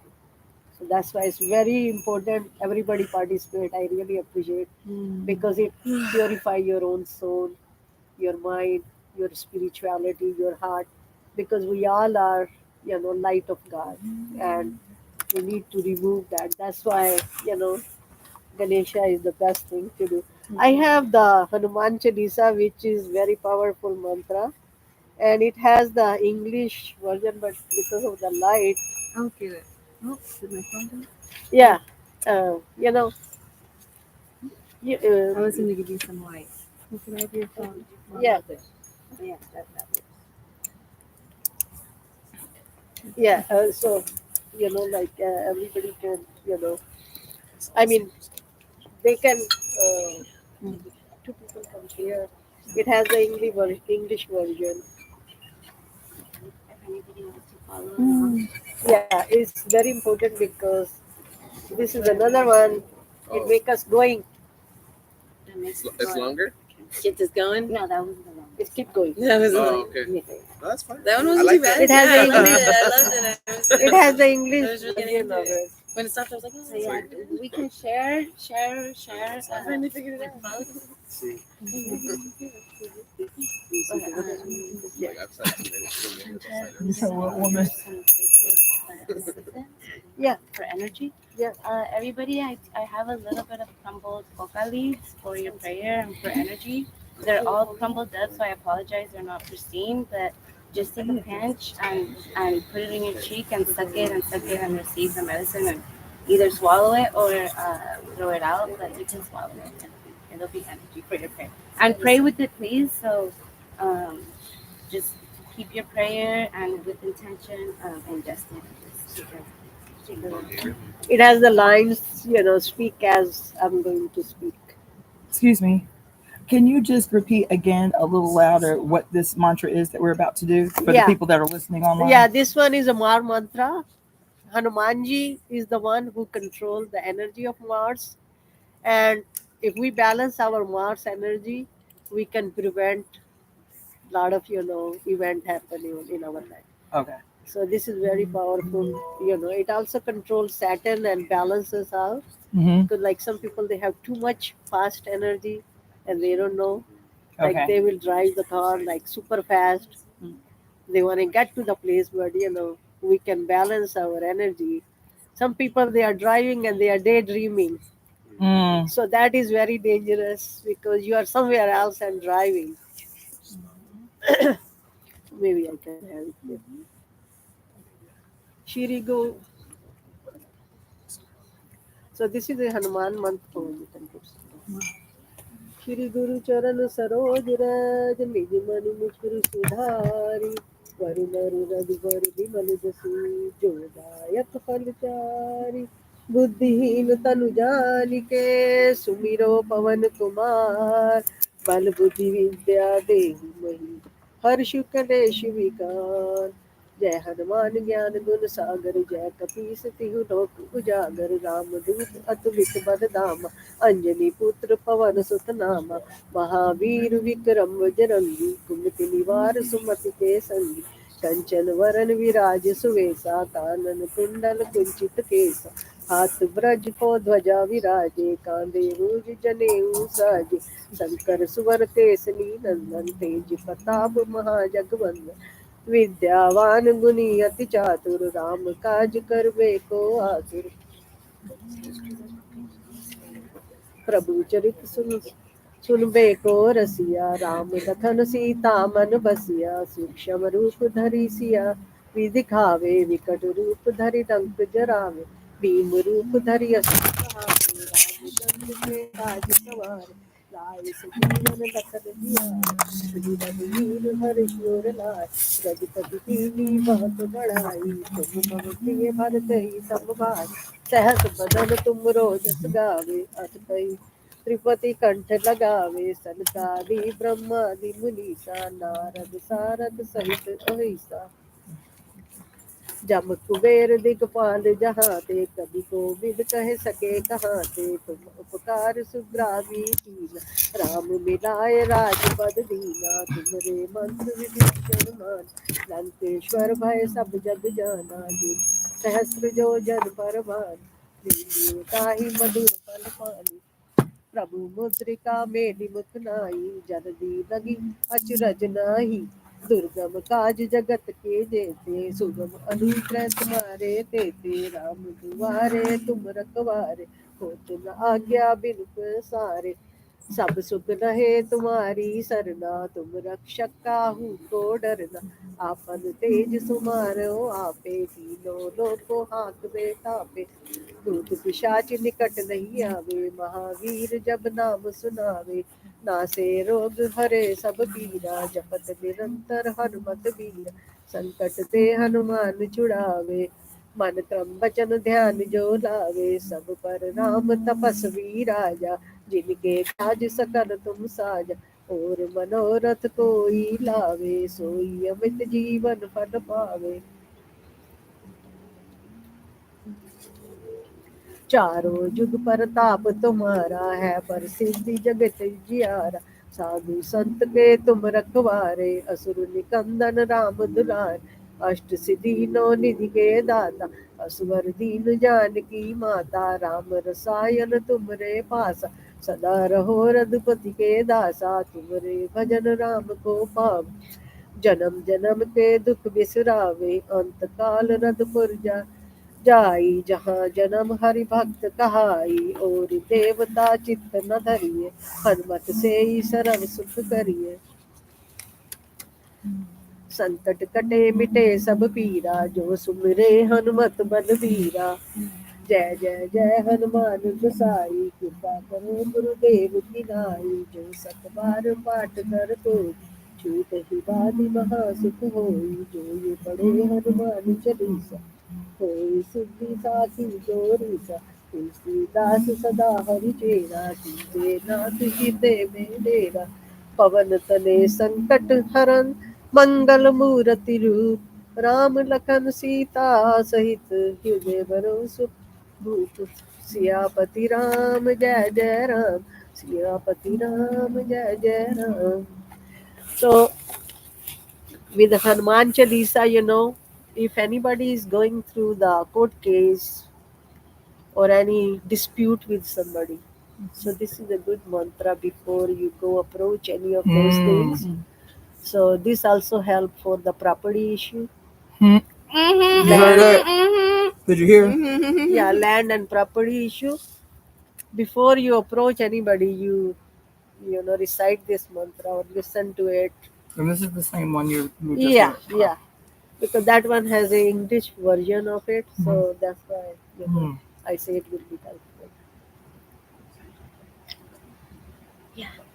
There is tea. Maya's passing it around. There's not any more mugs. Oh, there's So no now more. we're gonna I'll go do grab the one. one Can you go time grab the 9 mugs? planet mantra. Okay. Hmm. 9 planet mantras. 9 planet mantras. Yeah. Okay. Oh, first we will start with the sun. Om Dhrani Suryaya Namaha. You can Om Dhrani Sarari Dhrani Dhrani Trani. Dhrani Suryaya Namaha. Suryaya Namaha. And make the image of sun, Hmm. you know, that when that is rising, feel that you are, you know, giving your respect to Surya, because we are part of Surya, you know, we are part of sun. Or we can do 9 times, okay? Mhm. Om Dhrani Suryaya Namaha. Om Dhrani Suryaya Namaha. Om Dhrani Suryaya Namaha. Om Dhrani Suryaya Namaha. Om Dhrani Suryaya Namaha. Om Dhrani Suryaya Namaha. Om Dhrani Suryaya Namaha. Om Dhrani Suryaya Namaha. Om Dhrani Suryaya Namaha. So now we're gonna do the moon mantra. Moon is our mind. Moon is our, you know, night sleeping. Moon is our motherly love. So without moon balance, you know, we go depressed and all that. So we always have to bring all those energy to calmness. Om Chandraya Namaha. Om Chandraya Namaha. Om Chandraya Namaha. Om Chandraya Namaha. Om Chandraya Namaha. Om Chandraya Namaha. Om Chandraya Namaha. Om Chandraya Namaha. Om Chandraya Namaha. Now we're gonna offer the Mars Mangal, you know, offering to Mangal Mantra. Okay. Om Mangalaye Namaha. Om Mangalaye Namaha. Om Mangalaye Namaha. Om Mangalaye Namaha. Om Mangalaye Namaha. Om Mangalaye Namaha. Om Mangalaye Namaha. Om Mangalaye Namaha. Om Mangalaye Namaha. Now we're going to do the Buddha mantra, which is our intellect, knowledge, communication, diplomacy, and it control our tongue. What we speak, that come back to us. So always think positive, do positive. Whatever you want in return, that's what you do. You know, if you want to give respect somebody, that's what you want for you. So you do this practice every day. Om Buddhaye Namaha. Om Buddhaye Namaha. Om Buddhaye Namaha. Om Buddhaye Namaha. Om Buddhaye Namaha. Om Buddhaye Namaha. Om Buddhaye Namaha. Om Buddhaye Namaha. Om Buddhaye Namaha.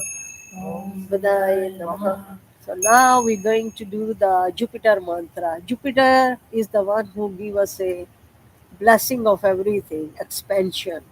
You know, anything when we do the mantra, it expand our energies to bring fullness.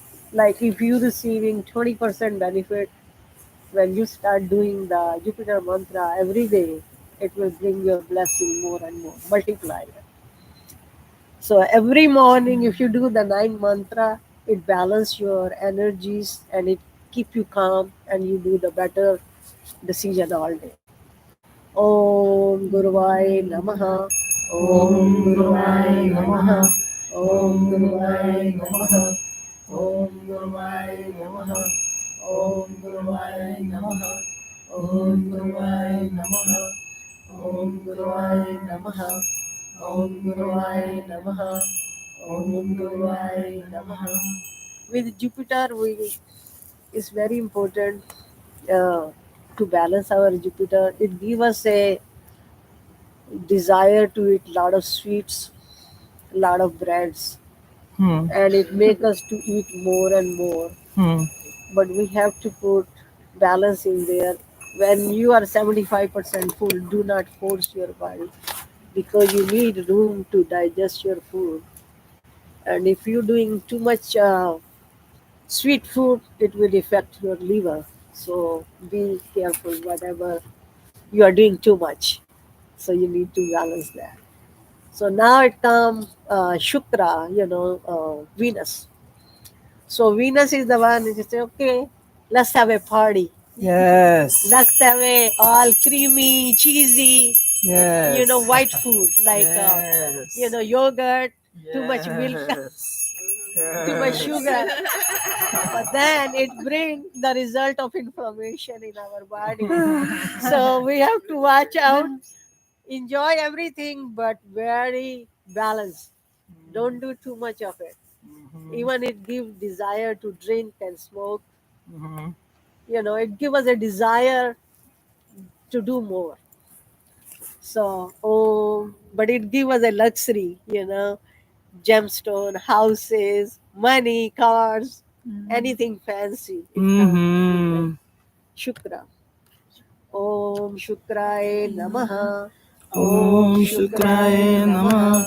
Om Shukraye Namaha. Om Shukraye Namaha. Om Shukraye Namaha. Om Shukraye Namaha. Om Shukraye Namaha. Om Shukraye Namaha. Om Shukraye Namaha. So now, doing all the mix of good and expansion and everything, then here it comes Saturn. He say, okay, this is the time I want the record. I want your balance. I want to see all black and white. If you're not balanced in your life, it's gonna put you at the spot. If you're doing too much of anything, it will do something to stop it. So, so it's a balance. It's a judge.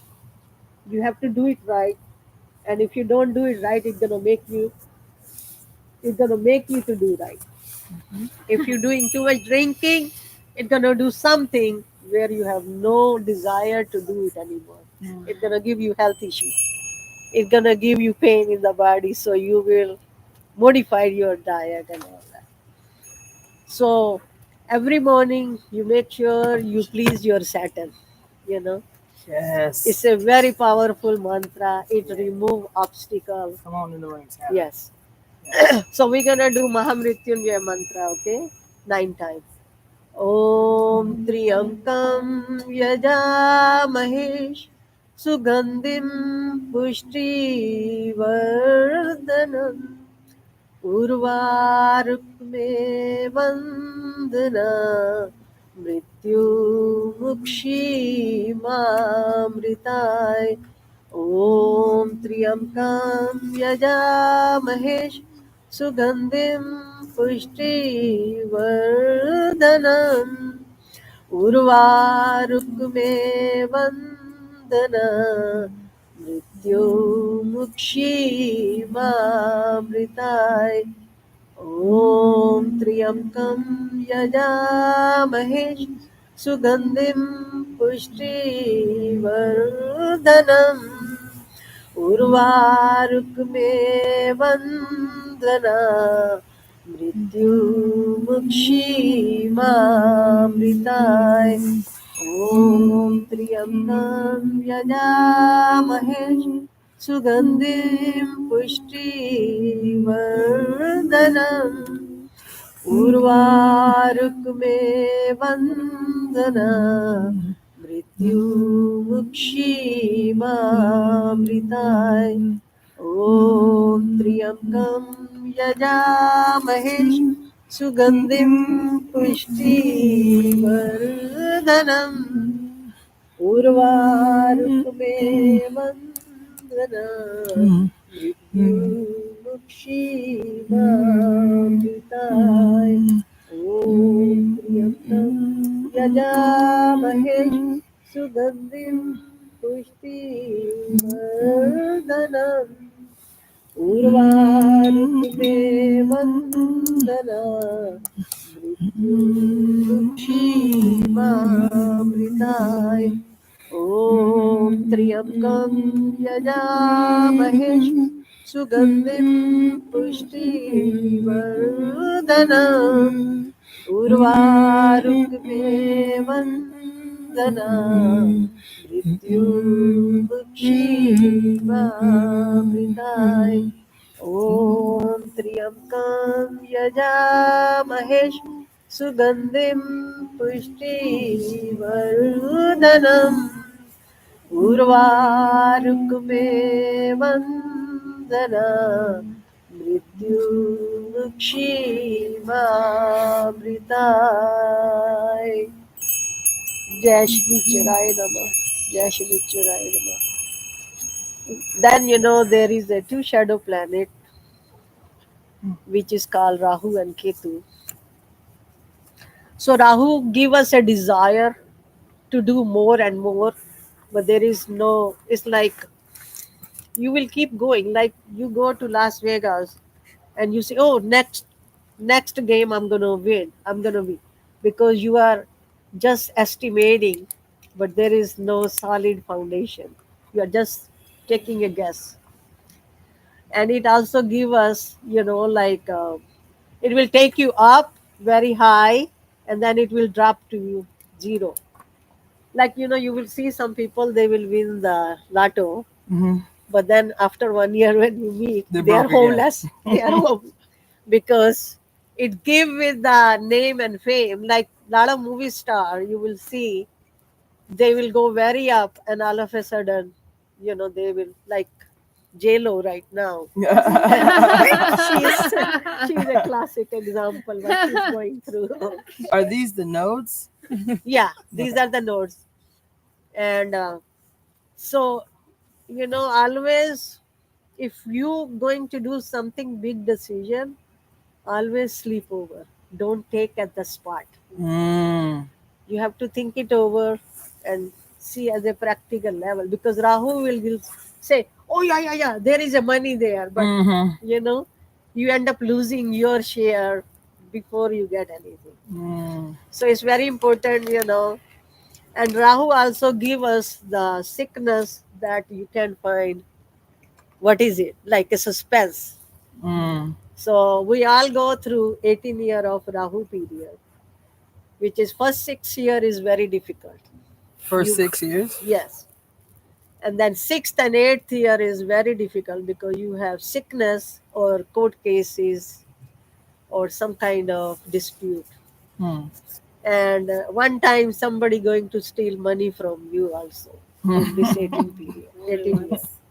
Then middle 6th year, you will make lot of money, name and fame. You will go very high. And then the last 6 year, you will lose a lot of money, or you will spend, and then whatever you gain in that period of life.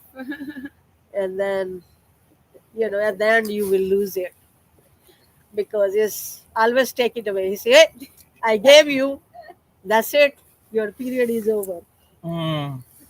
So we're gonna do the Rahu mantra, and it's a shadow planet. So because Rahu also gives us a desire to eat too much, because it doesn't have, it's just the half part of your top.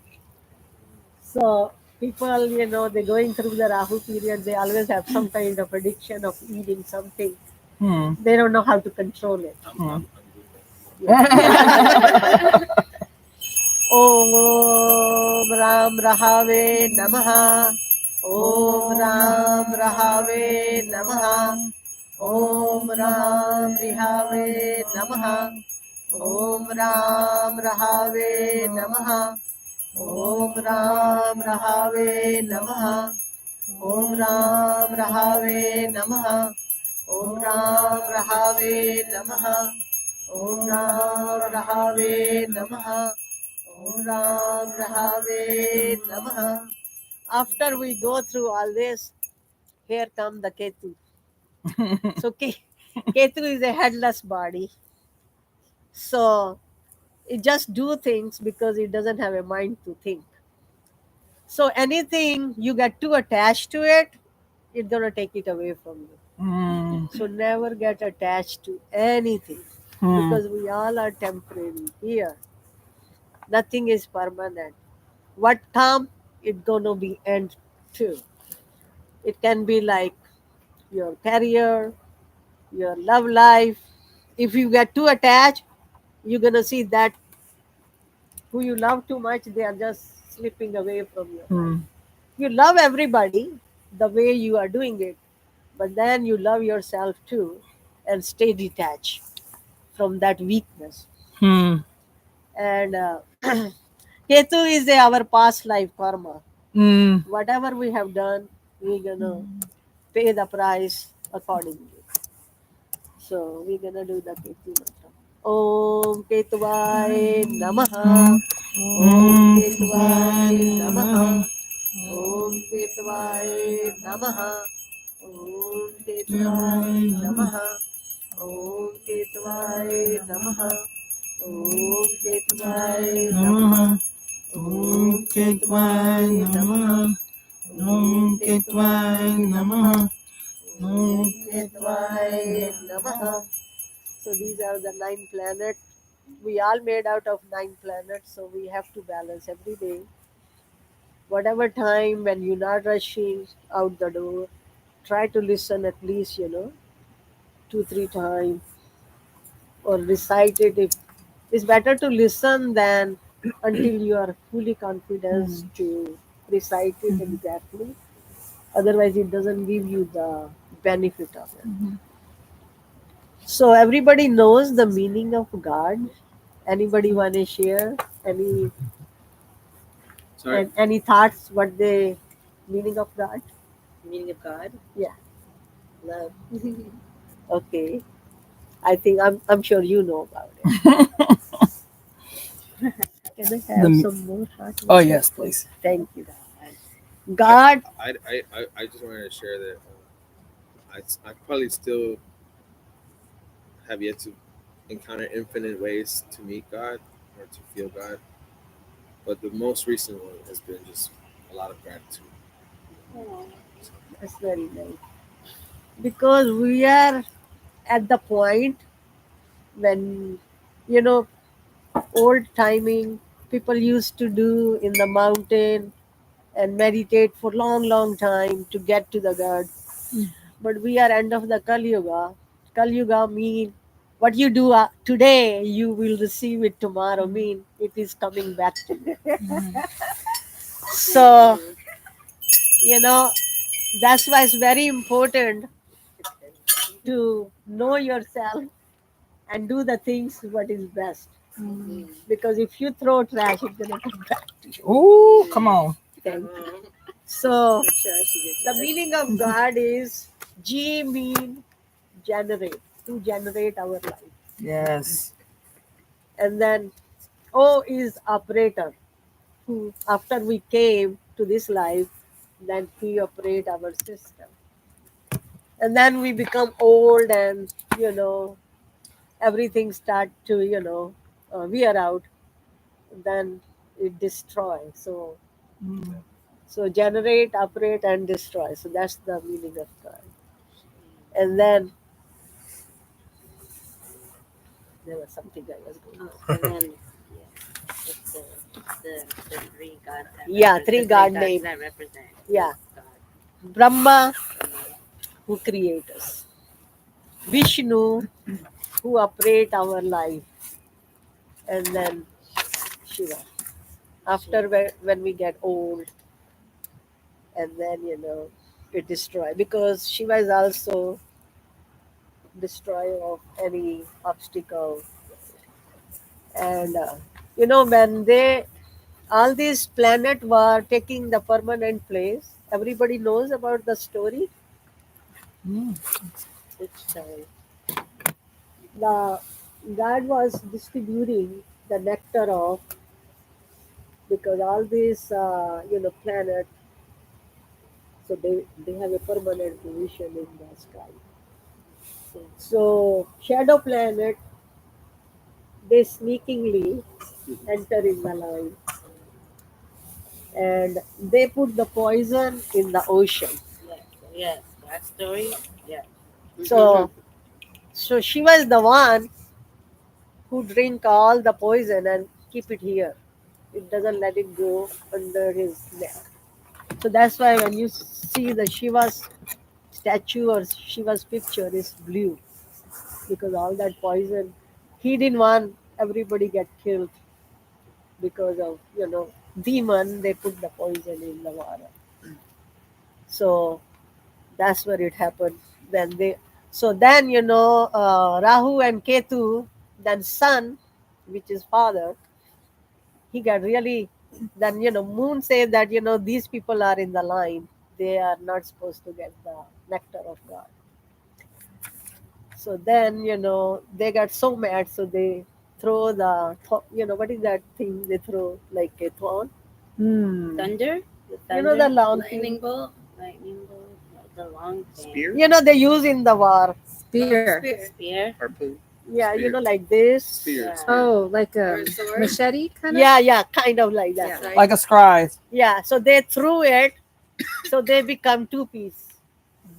But the top part already had the nectar of God. So the bottom part did. So that's why he said, okay, I'm gonna give people so much illusion, so they will, go through that. So, whenever people are really going up, they must be going through Rahu period. Like you see, some people are overnight, just like uh, Elon Musk, right?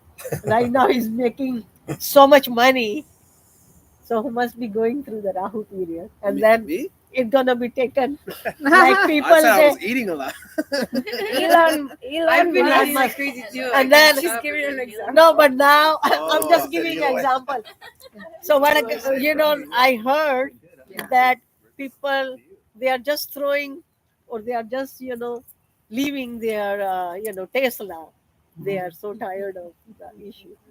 So like in the beginning, everybody was going crazy to buy it. So this is what happened. Classic Rahul. J-Lo. Yeah. What is happening with you? Oh yeah, like I have no idea. no, because there was nobody on her show. Oh.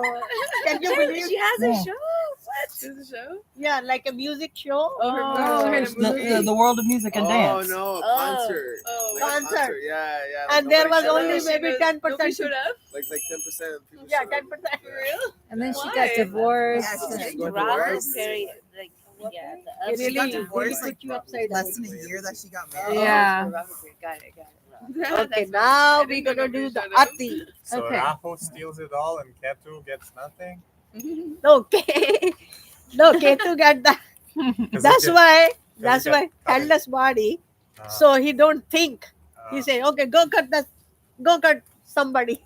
The nodes are You dragons. know, The have nodes you? are a dragon. So the north node is the head without the body. The south node is the body without the head. Yeah, who got the nectar? The top part. Top part. Okay. Oh, that makes sense. The nectar. It's the Yeah. secretion. You gonna hold something? Let me just- Okay, we're gonna do the Ganesha Aarti. Now you're gonna play that. Cool. Jai Ganesh, Jai Ganesh, Jai Ganesh Deva. Mata Jaki Parvati Pita Mahadeva. Jai Ganesh, Jai Ganesh, Jai Ganesh Deva. Mata Jaki Parvati Pita Mahadeva.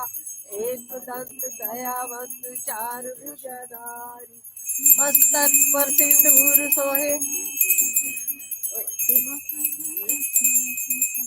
मस्तर पर सिंदूर सोहे मूसे की सवारी एक दांत दयावंत चार भुजाधारी अंधन को आंख देत कोड़ीन को काया बाझन को पुत्र देत निर्धन को माया हार चढ़े फूल चढ़े और चढ़े मेवा लड्डुअन का भोग लगे संत करे सेवा दीनन की लाज रखो शंभु सुतवारी, कामना को पूरी करो जग बलिहारी।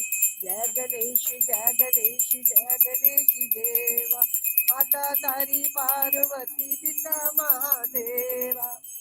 See, that's why we make the offering of fruits, flowers, and yellow and orange, green, all the colors to please our Ganesha. So anybody knows the Ganesha story? Please share How the he story. born? Why we have to ask him for permission first. Because the reason is every time when you want to start something new, you want things go smooth. So you worship Ganesha because it removes the obstacle in your way, and it brings the good luck, and it give you the blessing of long journey, whatever you are starting, new business, buying new home, starting marriage life, or having children. And the way Ganesha born is a very interesting story. Shiva went Shiva went to Himalaya to do the meditation. So he was there for long, long time. And his wife Parvati, she wanted to go take a bath, and she said, I don't know how. Before, people didn't have houses and all that. They live in the mountain and all that. So she said, how do I protect myself? So with the dirt, she make statue like a small child, and then put a life in there.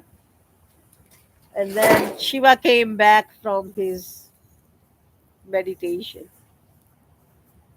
Shiva came back from his meditation, and he said, "Hey, who are you?"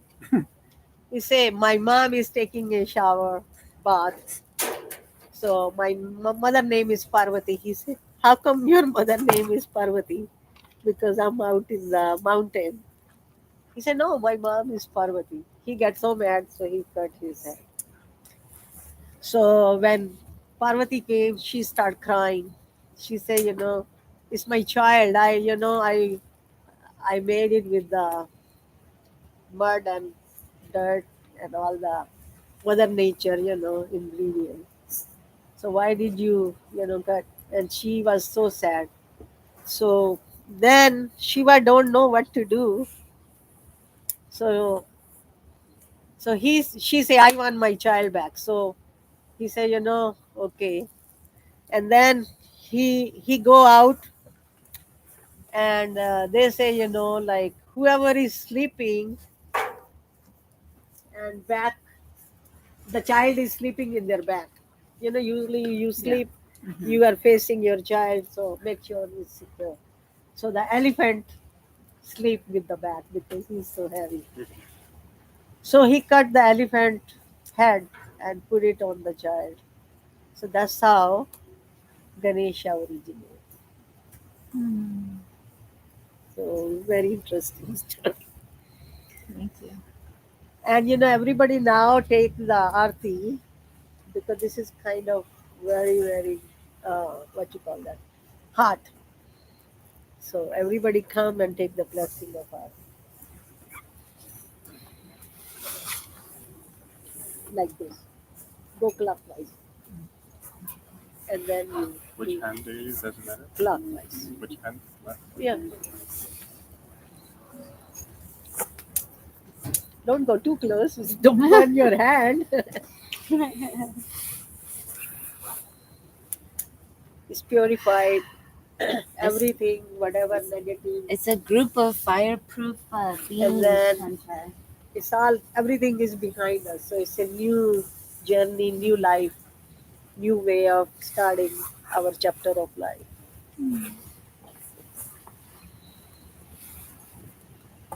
Come on. Oh, you do. Okay. Oh, yeah. You didn't.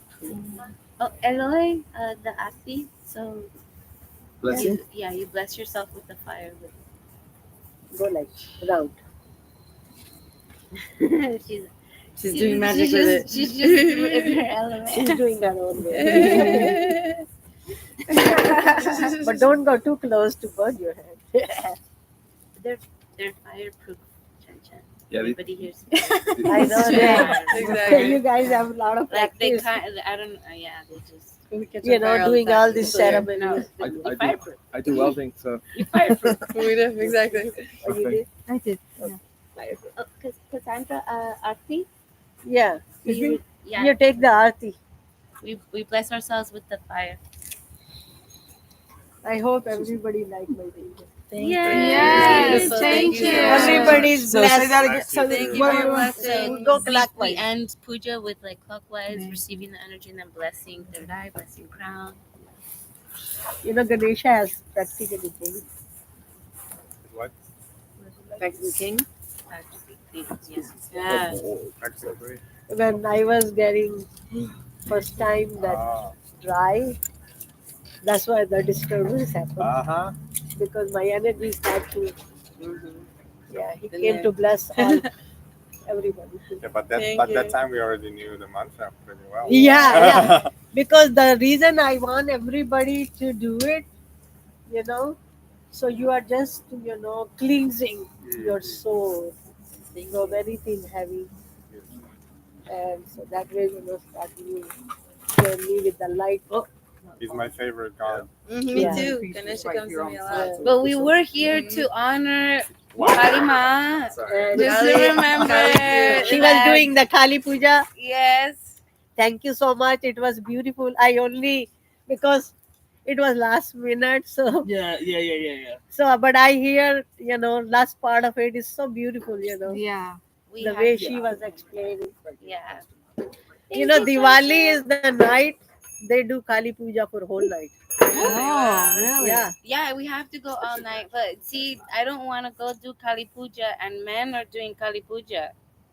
When are you? That's why I asked you that. Interesting. Kali Puja. Yeah, Kali Puja is Why? on the day of Diwali. No, night. anybody can do it, but there's a sacred temple in India dedicated to Kali.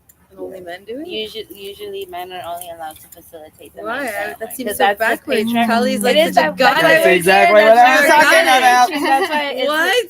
yeah. That's what I was talking about. So Yeah. like the Kali traditions, really, It's a very, very, Kali is that, in Kali Yuga. Like Kali Yuga. Kali avoiding Yuga, something. that's why. Jai Ma. Thank Okay, you so much. Thank Yeah, you you very welcome. much. Thank you. This is Everybody- beautiful. Prayers. This new You wanna cycle. give little bit of water to everybody.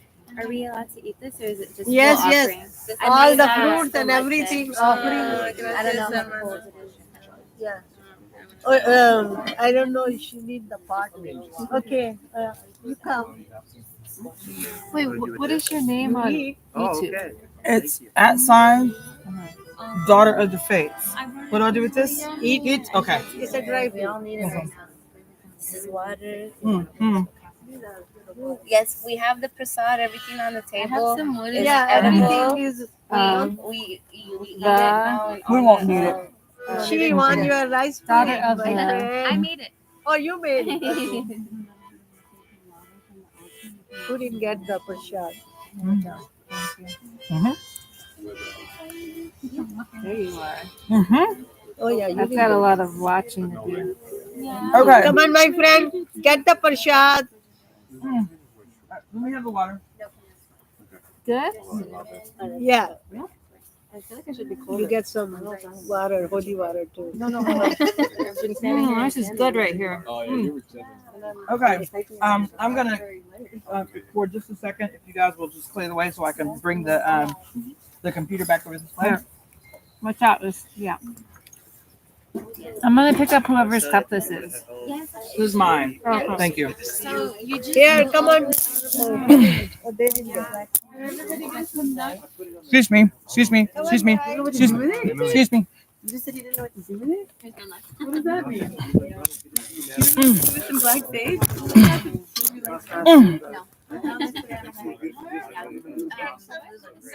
Before you leave, sir. Oh my God. Take some. She said take some fruit off the table. Oh. Yeah, take some. So. Mom's side, dad's side? You didn't get the book. Oh yeah.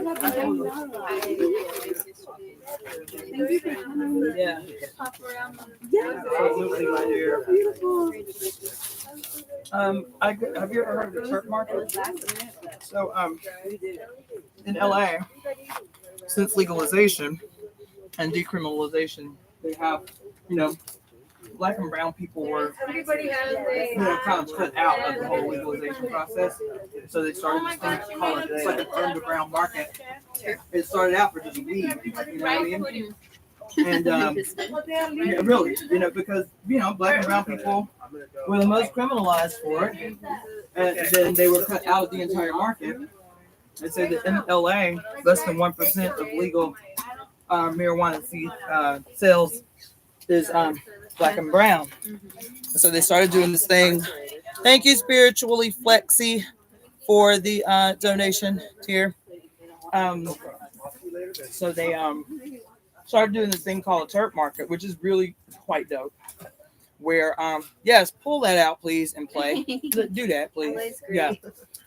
And so there's a ton of them, but the one that I go to is every Thursday, Friday, and Sunday. And once you sign, so you have to go with somebody that's already a member. Once you sign up, they send you like texts and emails the day of. So you don't know the location of the market till the day of. And it's literally like an open market with growers and distributors. There are all these vendors, usually around 50 to 75 vendors. Everything that you can possibly imagine. I only go for the psilocybin because I don't consume cannabis at all. And you got it's called knowing your weaknesses, knowing your weaknesses. Yeah. And knowing your symbiotic relationship. yeah, absolutely. Are they symbiotic? And yeah, so I go maybe once a month. And it's really fun. Like, it's not as cool as it was before COVID. Before COVID, the shit was like a straight up party. It'd be like 75 to 100 vendors. There'd be DJs, food vendors. You know what I mean? Just like a whole ass market. In Inglewood? No, it's everywhere. Oh, it's just a. It's a mobile market. Movement. Yeah, it's a mobile market, and We should renew it. Do you want some? yeah. All right, everybody up in the room. Y'all still live and in full effect. I love that. Most of y'all are like in the 5 o'clock in the morning time zone. If anybody want to do the reading, I do Vedic astrology. I'm an astrologer. And it's all, moon based, not Western, which is very detailed. Nice. I tell you everything about you, what your strongest point, how you handle it, if it's too much out of control and all that. So If you're buying a house. so we're gonna hang out. We're gonna hang out for a little while. Not too long, but like for a little while. Y'all are welcome to preach and please, whatever you like. But we're gonna hang out for a little while. I love those pants and the like sweater shirt thing that you have under there. Is that right? Yeah. That gets that. Yeah. All right, family, how y'all doing online? We didn't cook up a fire. That's why it got brighter out here all of a sudden. Mm-hmm. Oh my God! So I just wanted to share earlier. Please, yeah, go ahead. You were speaking about, people wearing like full regalia and not really knowing where it was coming from. Yeah. I would say like when I first stepped into this world, like I was very lost, very gullible and excited about. And I just resonated, because I came from a very Western religion. Mm-hmm.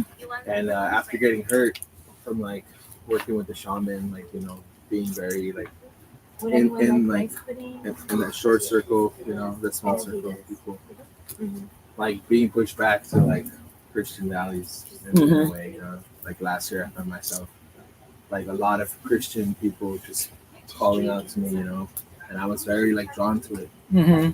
because I was lost, I was hurt, you know, and Yes. I wrote a song. I have it on my computer. But it's called "False Prophets," actually. Mm. And maybe I could recite it. Like, was mother, can you hear me? I remember once he told me clearly, "Follow him, but do be weary, for he's only a man, and his time to pay will come dearly." So that's just like the beginning of it. Just, you know. Tell me your name again, brother. Eloy. Eloy. I love that. Is that Bashika? It's like French or Spanish, but it derives from Hebrew, like Elohim. Oh, I see. Okay. Yes, it goes by elote. Excuse me? Elote. That's more Mexican. Corn. Elote is corn. Oh, I know elote is corn. Y'all know each other? Yeah, I know. Okay. I was like, what's happening right now? Okay. Interesting. That just happened. What kind of sugar did you put in the rice pudding? Just brown Can I ask sugar. a question? Yes, please. Y'all remember you saying Yeah. yes. Uh-huh. When you were telling us this archetypical storytelling about kidneys being the grandparents and The mother, yeah, or your ancestry, yeah. or the mother, and the liver being the next generation. Mm-hmm. You said that we are in the Western society, especially trained, and there I lost you, as avoiding the poetic meanings or to appropriate too much poetic meaning. That's where could you Okay, so let me just break that down. Well, I was trained in the Western sciences before I went to Chinese medicine school, right? So all things Western biology, biochem, anatomy, physics, you name it, that was my bag. I was a nerd for that shit, right? Like I would read peer-reviewed journal articles like novels. Okay, very, very Western, very, very science, because I came out of Marxist, Leninist, socialist, like dialectical materialist. Like if you can't identify it with the six senses, it's not real. That type of shit, right? I was an atheist for 12 years before I went to medical school. Wow, really? Yes. Because that's what socialism is. Yeah, it's one of those cornerstones. If it's not dialectically materialist, then it ain't got no place in the revolution. And so going into medical school, that was my bag.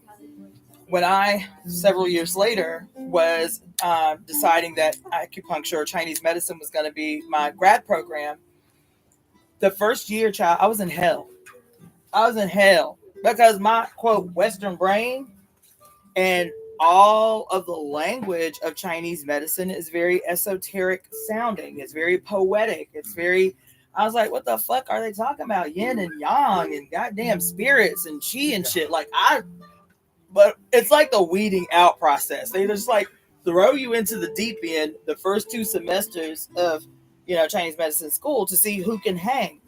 And with this real life, like I was suffering. And then there was literally this moment, like identifiable moment where shit just clicked. Like, okay, they're saying the same thing, right? But it's 2 different languages. It's 2 different ways to approach and understand the same concept. And so when we talk about, quote, Western learning, right, or Western science, what Western, quote, learning and science did was part and parcel of the role of white supremacy.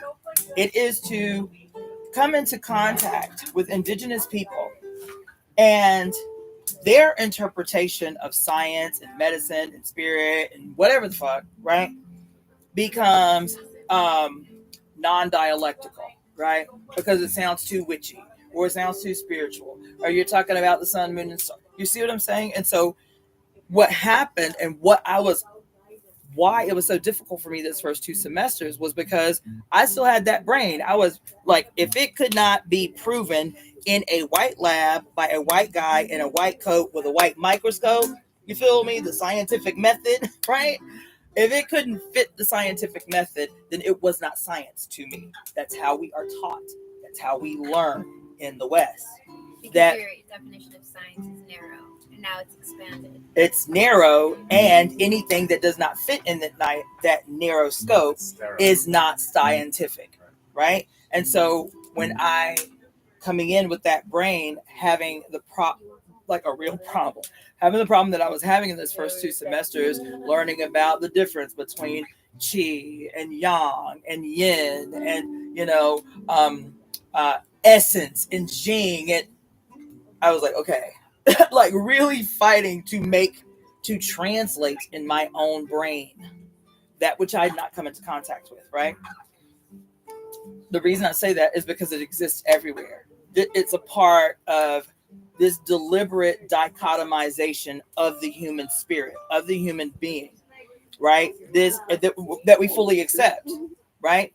And it's hierarchical dichotomization, right? We separate the left brain from the right brain, and right brain people are more woo-woo. They're more spiritual, you know, they're more artistic. Left brain people are scientists, they're strategists, they're right. The left brain thinker is right. The right brain thinker is flaky, right? We dichotomize conscious mind from, quote, subconscious mind. Subconscious mind is, again, woo-woo. It's dark. It's witchy. It's like, you know what I'm saying?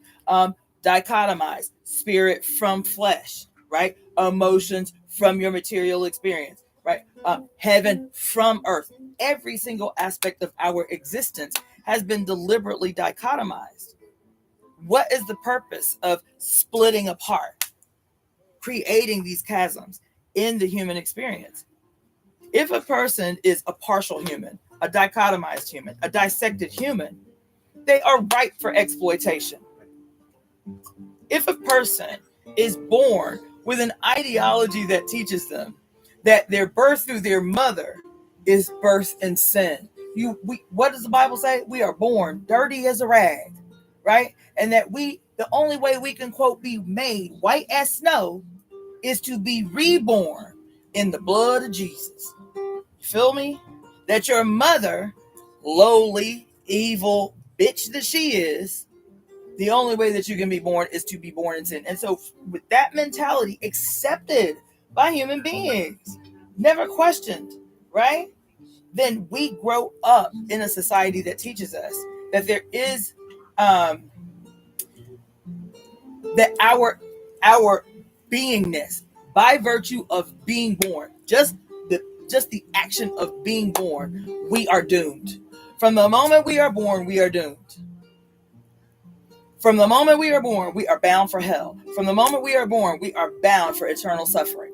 That's a hell of a goddamn drug, right? Would you say that was the root of what caused all of this? Just No. that simple thinking? It is the end manifestation. Christianity is like the last stage of patriarchal manifestation in the world. The first, how is this system so smart? How did it take? It's not about smartness, and that's the thing again that I'm trying to like walk people through, because even when people ask me frequently, similar to what you're asking me, like how did patriarchy begin? They think it was some grand kind of like wicked wizard-like process. No, it's not. We as human beings are constantly adjusting, shifting, evolving, mutating based on what? Based on our social relationships and understanding, and those social relationships and understanding based on our social and collective experience with the earth itself. This is the evolutionary process. So the problem with Western science is everything has to be repeatable exactly the same way, right? Everything, that's the perfection of white science, Eurocentric science, right? But with, quote, maternal or the mother's science, quote, what we call evolution. Evolution is the mother's science, okay? She's like, okay, this is what I'm gonna start right now. And then over a period of time, I see this shit don't work no more. The environment is not working the same way. Human beings are not working the same way. So human beings have to change to adjust to the changes in the environment. A primary example is, you know, the reason primarily, especially Chinese people, but all Asian people, kind of Northern Asian people, Japanese, Chinese people have slanted eyes. This was an evolutionary adjustment to the climate that is predominant in Asia.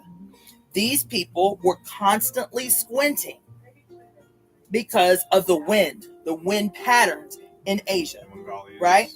the Mongolian, all of that, the whole like continent we call Asia, but particularly China and those areas around China, Tibet, Mongolia, and Japan, right? They have the most thin and slanted eyes. This was an evolutionary adjustment to the predominance of harsh winds. So you have generations that are born where people are squinting very young, they're little babies, and they're squinting their eyes to protect their eyes from the wind. This becomes an evolutionary permanence, right? In our intimate relationship with the environment and with Mother Earth to allow us to naturally compensate for this particular region where we all exist. You feel me? The reason we have, quote, races, right, is because, again, our relationship not only with our earthly environment, but with the sun. If you are further away from the equator, you have less exposure to the sun. You need less melanin to protect from ultraviolet rays. This is how the races evolved from a singular race. Do you understand what I'm saying? Yeah. And so the reason this becomes important, this bridging the gap between, quote, science and spirit, or between, quote, the esoteric and the scientific, is because we were whole humans once, right? Like how spirituality or religions evolved. There's a professor in Nigeria who said something, I can't remember his name to save my life, but he made a statement that resonated with me so hard when I heard it. He said, religion is the deification of culture. All religion emerged from somewhere in a relationship that human beings have socially, culturally together, and they have all accepted an idea as something that they now establish as the norm that they're going to continue. Religion is also power play. No, I'm talking about religion in its origin. I'm not talking about the religion that we are all subdued by now. I'm talking about religious practices in their origin are based on cultural relationships, and those cultural relationships that emerge as a consequence of our relationship to the environment. For example, right? We, in the current period, have a bad habit of saying that's how our ancestors did it, so we're going to do it exactly how our ancestors did it. But at the juncture that our ancestors create a, quote, practice that becomes the accepted norm, it was new for them. It was based on something that they were experiencing collectively, and 2 or 3 of them were like, damn, this is a good idea. We should do this all the time. For example, we put some seeds in the ground, you feel me? And the seeds spring up as a crop in the fall. And we do harvest. We come together collectively to harvest the bounty of the seeds that we put in the earth late winter, early spring. You feel me? And then the bounty is so much, and we're like, man, this is nice. We just get to eat all the food. We ain't got to work too hard in the winter months. We should start we should start singing. You know what I'm saying? We should sing to thank the mother. We should leave 20% of the yield where it is so the mother's creatures can eat. You feel me? Because we so bountiful. This is nice. You feel me? And then somebody says, I got an idea. Why don't we sing and dance every time we go out together?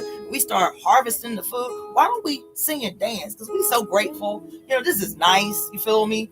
And somebody says, damn, that's a really good idea. We should do that all the time. Every time we go to put seeds in the ground, we should sing and dance. Every time we go to pull up some weeds to take care of the little seeds we put in, we should sing and dance. Every time we come together to harvest the food, we should sing and dance. This is how culture, rituals, ceremony begins. But the problem is we become rigid and not evolutionary. You understand? We say, okay, well, our ancestors have always done it this way, so we're going to do it this way forever and ever and ever. Even though our social circumstances have changed, even though our environmental circumstances have changed, we stay stuck in a dogmatic way to the old, never thinking outside that dogmatic box to say, okay, how do we hold on to the origin? How do we hold on to the essence? How do we hold on to the foundation of what our ancestors did, but create something new from that foundation that applies to our life right now, our social relationships right now, our relationships to the planet right this moment? In 2,000 years, what are our descendants? And we all are going to have descendants, whether we have children or not. Everybody that comes after us is a descendant of the whole, right? What are the What are the new cultures that we are creating that are specifically addressing our lived experience right now, even as we have a foundation left by our ancestors? Do you understand what I'm saying? I hope I'm not being too deep. This is the ash. That's my final blessing. The power play comes from when people.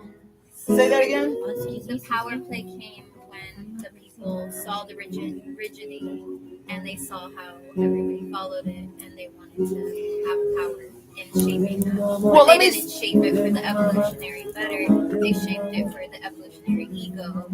Well, let me just say, Maybe that's how it started shifting. no, that's not alone. The reason I went into the whole cultural relationship of the evolving of culture, ritual, ceremony is because even the emergence of patriarchy started that way.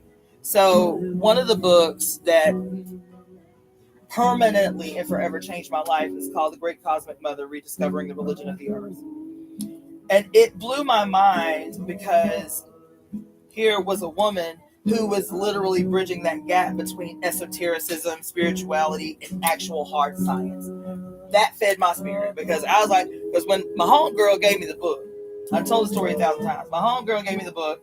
She was like, you need to read The Great Cosmic Mother. I was like, The Great Cosmic Mother discovering the religion of the earth? That sounds like some hippie shit. That don't sound like the shit I'm trying to read. If it ain't about science, I ain't trying to hear it. You feel me?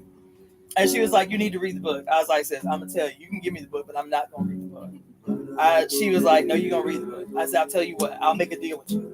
I'm going to read one chapter. I'm going to read one chapter of the book. If the book does not hook me in the first chapter, I'm closing the cover and I'm never cracking open the spine of this bitch again. Maybe the first page of the book. The first page rocked me to my core. You understand?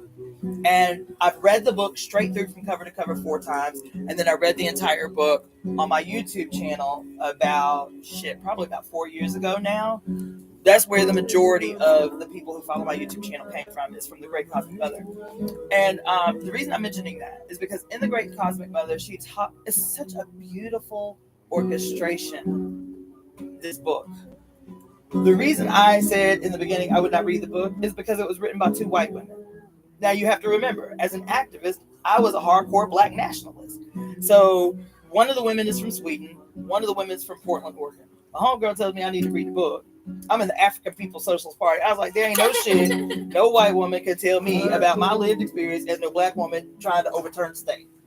And that book changed everything for me. One of the things that it did was help me to realize that the mother, what I call the spirit of the mother, baby, we are all a part of her body. And she will use whoever the fuck she see fit to make her will happen in the real world. And so I read the book, shook my whole shit, like it was like getting yoked up. You understand? It was like getting put in a headlock. You understand? And the reason I'm mentioning this book is because one of the chapters that she talks about is the emergence of patriarchy. And it is not some pinpointed like, oh, the women led for 25,000 years and then all of a sudden men was like, fuck this shit and we're taking over the whole thing. It was about our collective and social relationship as the means of production was transforming. When we were... Thank you so much for everything, You are wonderful. Thank you so much for facilitating this. So good energy and powerful, and you have a master right there who is a leader to lead you. Thank you so much for participating and facilitating this ceremony. Want to do the reading, Yeah. I'm taking her home, so we gotta take her back home to her husband. Yeah, he let us borrow Chanchel for the night. Chanchel. So I will be back. So Cassandra, you hold it down. Yep. I got it. Y'all be safe in your travels home. Thank you. Bye, Chanchel. Thank you so much. Yes, absolutely, yes. Everything on the table is up for grabs. So before you head out, take some fruits just to remember ceremony today, to have them, to eat them for later. So anything on there, take home to eat. Thank you. How long ago did you read this book, or when did you discover it? I read the book the first time in 2015, and then, like I said, I read it 4 times after that. And the last time I read it through from cover to cover was when I read it on my YouTube channel about 4 years ago. So the last 10 years have been revolutionary after reading. Oh yeah, Oh yeah. Cassandra, can we go back to my question? Yes. Really quick. Yes. So the poetic aspect, why is it more important than just being sterile in medicine? Yeah. Wait. Say that first part again. Poetic aspect. So okay, the poetic aspect. So again, Why is it more important than? it's not more important. Or is it, why is That's what I'm talking about. Why is it the? Why is it what? Why is it the essence versus being sterile like the Western? No. Am I missing? What I'm trying to tell you Okay. in that whole experience is that they are equally important. They are equally important. There are two ways to explain the same thing. That's not just with the quote poeticism of quote Chinese medicine. It applies everywhere. What was the Native Americans or like the native tribes when they describe medicine or anything? They describe it as a story. That's why even you say kidneys are the grandparents and this is the child. So it goes like a narrative basically. And that's my point. Is that Western thinking, Western science, which is relatively very young in the grand scheme of things, set out to distinguish itself from everybody else as opposed to saying, okay, this is the language that we understand and it's saying exactly the same thing as the Egyptians are saying. It's saying exactly the same thing in a different way that the Chinese are saying or whatever, or the Native Americans are saying. What Western medicine did was, again, a part of the process of establishing whiteness as supreme over the rest, right? And so that's why even those of us who live in Europe or in North America or have been taught through the worldview and the lens of Europe and North America have a very hard time, quote, switching from left brain to right brain to say, oh, they're saying exactly the same thing. It's just a different way to communicate an idea. One is not less scientific than the other. The other thing is like with the Age of Enlightenment, what the Age of Enlightenment was setting out to do was to disprove the existence of God. But everything that the Age of Enlightenment did and approached was consistently proving that God exists. The problem was that the God that even existed in the Age of Enlightenment was still in the consciousness and the worldview and the mind's eye of most human beings was white and male. This was the problem. So what I'm saying is the thing that really, and this is how I teach, you'll see later if you decide to go to my channel, the way that I deliberately teach is I teach both. I translate both. When a person comes to me for a consultation or a treatment, I translate both. Most of us are more well-versed in Western science and Western medicine, right? So when a person comes to me sick, they're saying, okay, I have gout, or I have high blood pressure, or I have diabetes. In Chinese medicine, I know what these things are because I was Western trained. I was trained in Western medicine, Western nutrition, but I was also trained in Ayurvedic medicine and Chinese medicine and African holistic health and Native American medicine, right? So I can translate in real time. If what resonates with you in terms of understanding is Western sciences, I can speak that language. And at the same time, I can say, okay, I'm going to tell you what's wrong with you based on the medicine that I practice, which is 5 elements theory. You know, you have liver qi stagnation, and the heat from liver qi stagnation is overacting on the spleen, and the spleen in response is rebelling. What does that mean in Western language? It means you have chronic gastroesophageal reflux disorder. Every time you eat a meal, you're going to be nauseous, or you're going to have vomiting, or you're going to have heartburn, or you're going to have acid regurgitation. You're going to have headaches on the side of the head or at the very top of the head, right? I think I got that.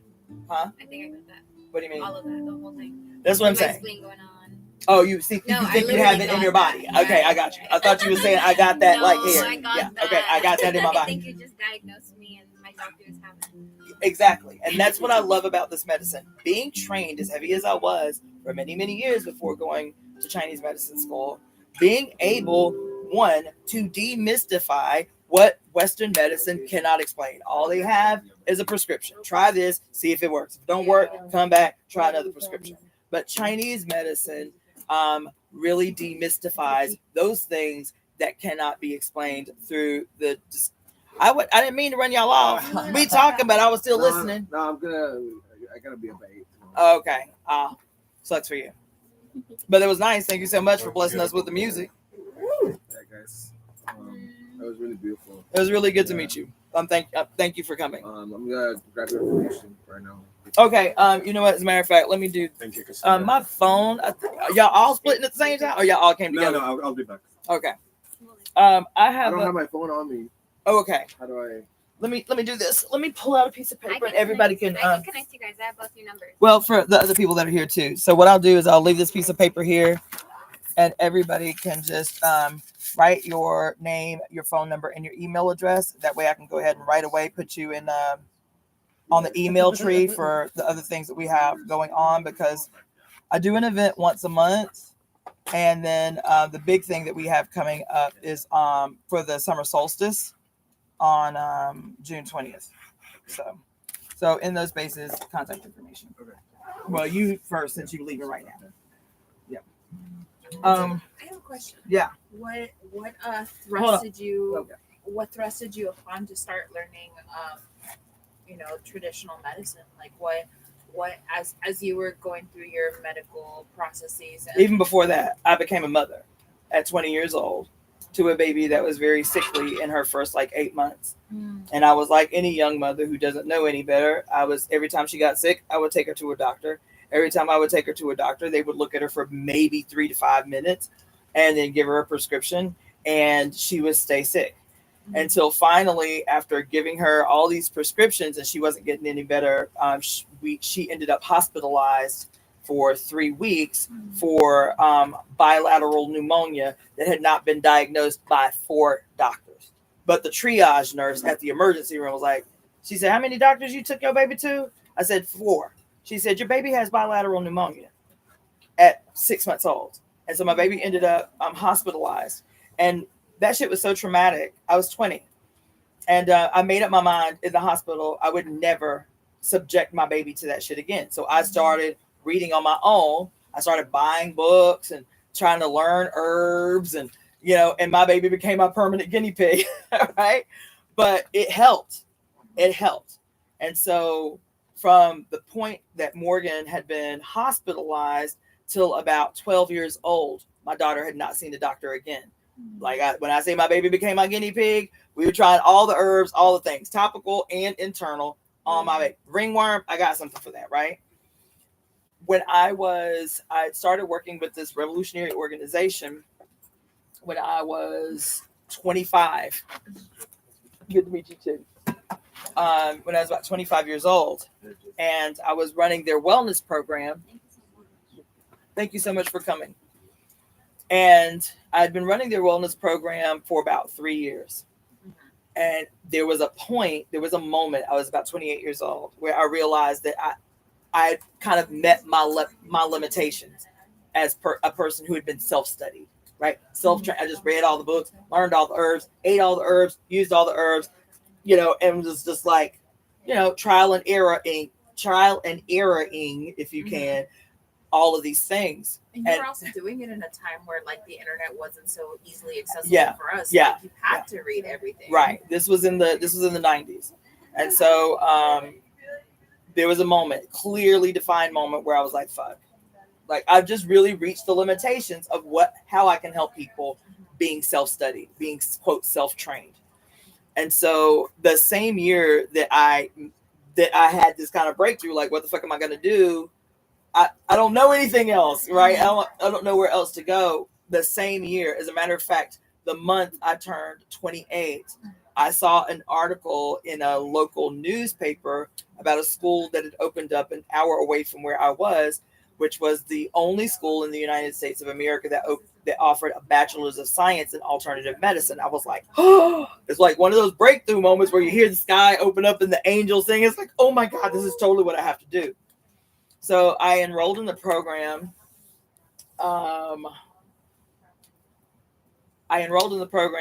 Which was, an undergraduate program in alternative medicine, which was awesome. I started taking Tai Chi classes with this dude who was an acupuncturist in the city where I was living, which was in Florida, and telling him, I'm so excited about this program. He's like, what? He's like, what the fuck are you going to do with that shit? I was like, what are you I was offended. I was like, what do you mean? This is an amazing program. He's like, girl, you're getting a bachelor's degree in alternative medicine. It's not like you're going to be able to practice anywhere. It's not like you're going to be able to do anything with it. Now, at the time, I was an herb junkie. because I've been self-studied and self-trained. I loved herbs. It's still my position. Herbs for everything. Herbs for everything is still my position, right? But herbs, the way I had studied, the way I'd learned in my undergraduate was not enough. He told me, he was like, look, that's cool what you're doing. He's like, but you're not going to be able to do anything with it. You need to continue your education. And initially I was talking about going to be a botanist because I was still a nerd for the left brain shit. I want to know why the herbs work. What are the active constituents in the herb? What are the identifiable, you know what I'm saying? And he said, go to acupuncture school instead. Acupuncture was nowhere on my radar. But I tell you, nowhere on my radar is I go to acupuncture school. He said, everything that you learn in your undergraduate you can use under your scope of practice as a licensed acupuncturist. So he was the one that really challenged me to go to acupuncture school. And it wasn't until I started learning Chinese herbal formulas, baby, and diagnostics that I had a fucking radical breakthrough. There are so many amazing healers in this city. So many. But again, bridging the chasm, I'm in Chinese medicine school, but I'm also a full-time activist, revolutionary in the African People's Socialist Party, right? So it is very difficult for people to recognize how politics, how society, how economics influences these spaces that we call spirituality or alternative medicine.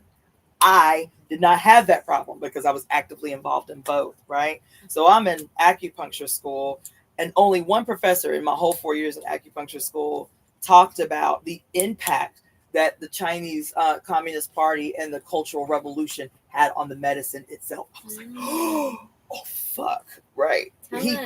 I know, right? So Dr. Zhu, who was living in China at the time, was talking about how, because there are a multiplicity of styles of Chinese medicine. People hear Chinese medicine and they think it's one thing. There is classical Chinese medicine. There's traditional Chinese medicine. There's Japanese acupuncture. There's Korean acupuncture. There's a whole giant myriad of schools of thought. At the time that Mao Zedong and the Communist Party took power in China, the leading school of thought for Chinese medicine, the application of Chinese medicine, was called the classics. Okay? Classical Chinese medicine. And Mao Zedong, being, in alignment ideologically with all of these so-called third world countries trying to make a break with, quote, Western imperialism. All of these countries were making these revolutionary struggles all over the globe, Africa and Cuba and Bolivia and all of these places. And they were using the ideological, the ideology coming out of the Soviet Union at the time, all of them. Because these relationships were unfolding all over the place, and the Soviet Union was in direct contest with Europe and the United States. And so the reason the Soviet Union began to, quote, make these alliances with all these colored people's revolutions is because their idea is that if we could galvanize the colonies, the colonies of Europe and North America, we can gain an edge against them. So they started giving arms support and, all kinds of very necessary, what's the word I'm looking for? Support. I'll just say support. But weapons was primary, right? It wasn't the only thing, but weapons was the primary thing that the Soviet Union was kind of bartering with the colonies to help support their revolutionary breaks from Western imperialism, okay? So China was not exempt from that. Mao Zedong, and a part of that was them adopting the ideology coming out of the Soviet Union, which was primarily Marxism and Leninism. A primary part of that was about, quote, how religion was the opiate of the masses, and anybody that was a scientific revolutionary could not be involved in any discussion in any way with anything spiritual, anything, quote, woo-woo. This So this was the line that everybody accepted, was that in order to be a revolutionary, you couldn't believe in God, you couldn't believe in spirit, you couldn't believe in the ancestors. And so even Marx coming up with this idea about religion, That's such a white view. Well, that's the point, is that even though people understood and resonated with the science of socialism, the scientific and strategic benefit of communism and socialism, that was the one stalemate. Because Marx, coming out of Europe, he was not incorrect by saying that religion is the opiate of the masses, because the European experience with religion was extraordinarily brutal. They had just come out of the Dark Ages. They had just come out of the Inquisition, where the Inquisition killed upwards of 900,000 fucking men, women, and children. So where the church was selling indulgences, selling tickets into heaven and shit. So he was not incorrect in an assessment that religion was the opiate of the masses. But that was not indigenous people's experience with, quote, ceremony or spirituality throughout the third world. The problem is that these colored people throughout the world were saying, well, damn, the Soviet Union is waging a real goddamn contest with the United States and with Europe, and these are our enemies too, so they must be doing something right and we doing something wrong. So they took literally every aspect of socialist and communist ideology and superimpose it on people who have historically been spiritual people, who have been ceremonial people, and who had a direct relationship with their ancestors, and then try to force and superimpose European experience and ideology on all these colored people throughout the world. And what it did, the science and the strategic nature of communism and socialism did help a lot of these people make an armed struggle with the West. The problem was those organizations, those revolutionary struggles could not maintain their victories. They could not hold on to a success because they had abandoned their own ceremony, their own rituals, their own traditions for this strictly scientific, European-oriented, patriarchally based worldview about what it was going to take to win liberation. You understand what I'm saying? And so Mao Zedong did the exact same thing. It wasn't just the impact that the Chinese Communist Party had on the medicine, because I'm gonna tell you that because the shit is radical. But I just read a story the other day, totally random. I hope y'all are hearing me. Totally fucking random. I'm sitting in my living room making some jewelry with my balcony door open, and a yellow-winged sparrow flies into my apartment. I have all of this driftwood on this little work table that I'm trying to figure out what the hell I'm gonna do with this driftwood. The little sparrow lands on the driftwood and doesn't move. She's like, "That's what you're doing." I'm like, "Girl, what you doing?" And it wasn't until my cat tried to jump her ass and she was like, "Oh, this ain't that shit." So she fly out the door. So my default is to Google, what is the spiritual meaning of the sparrow, right? Maybe I Google, what is the spiritual meaning of the sparrow? And it's not a spiritual meaning that comes up first. The first thing that comes up in my feed is the story of the sparrows coming from communist China. I was like, the story of the sparrows? How have I not heard about this? Maybe let me tell you what happened. I hope y'all hear me. Can y'all hear me? I think y'all can hear me. Let me tell you what the fuck happened during the Chinese Communist Party's takeover of China during the Cultural Revolution. Mao Zedong, in trying to, quote, increase the production of food for the soldiers in the inner cities. So you had all of the, quote, peasants and the rural people who were growing the food and all of this stuff. And they've been doing their thing for a millennia. Doing their thing, doing how they do the agriculture. And one of the things that they had done, one of the quote pests of the agricultural workers in China at the time was the sparrow. The sparrow was eating a lot of, like, a percentage of the crops. And so the people were treating the sparrow like one of the pests, right? But they had just learned to live with the sparrow and to do little natural things to try to, like, prevent too many sparrows from coming during their time of, like, growing and harvesting or whatever. In order to, quote, try to increase the production of food in the rural areas, Mao Zedong decides to launch a campaign to rid China of the sparrows.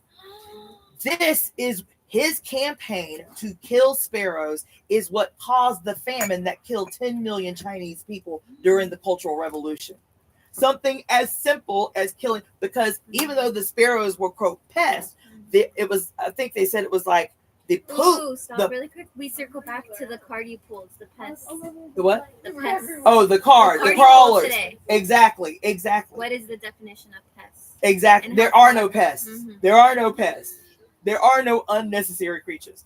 But what happened was I forget the whole detail of it, but it was something about the poop of the sparrows that helped to mineralize and remineralize the soil that was necessary for each crop. When he launched this goddamn political campaign to murder the sparrows, the crops would not produce any yield. This is what gave rise. So when they talk about the Cultural Revolution killed 10 million people or something like that, they don't talk about the specifics. It was one of the aspects of it was the fact that they launched this campaign, killed the sparrows, and so the crops became barren.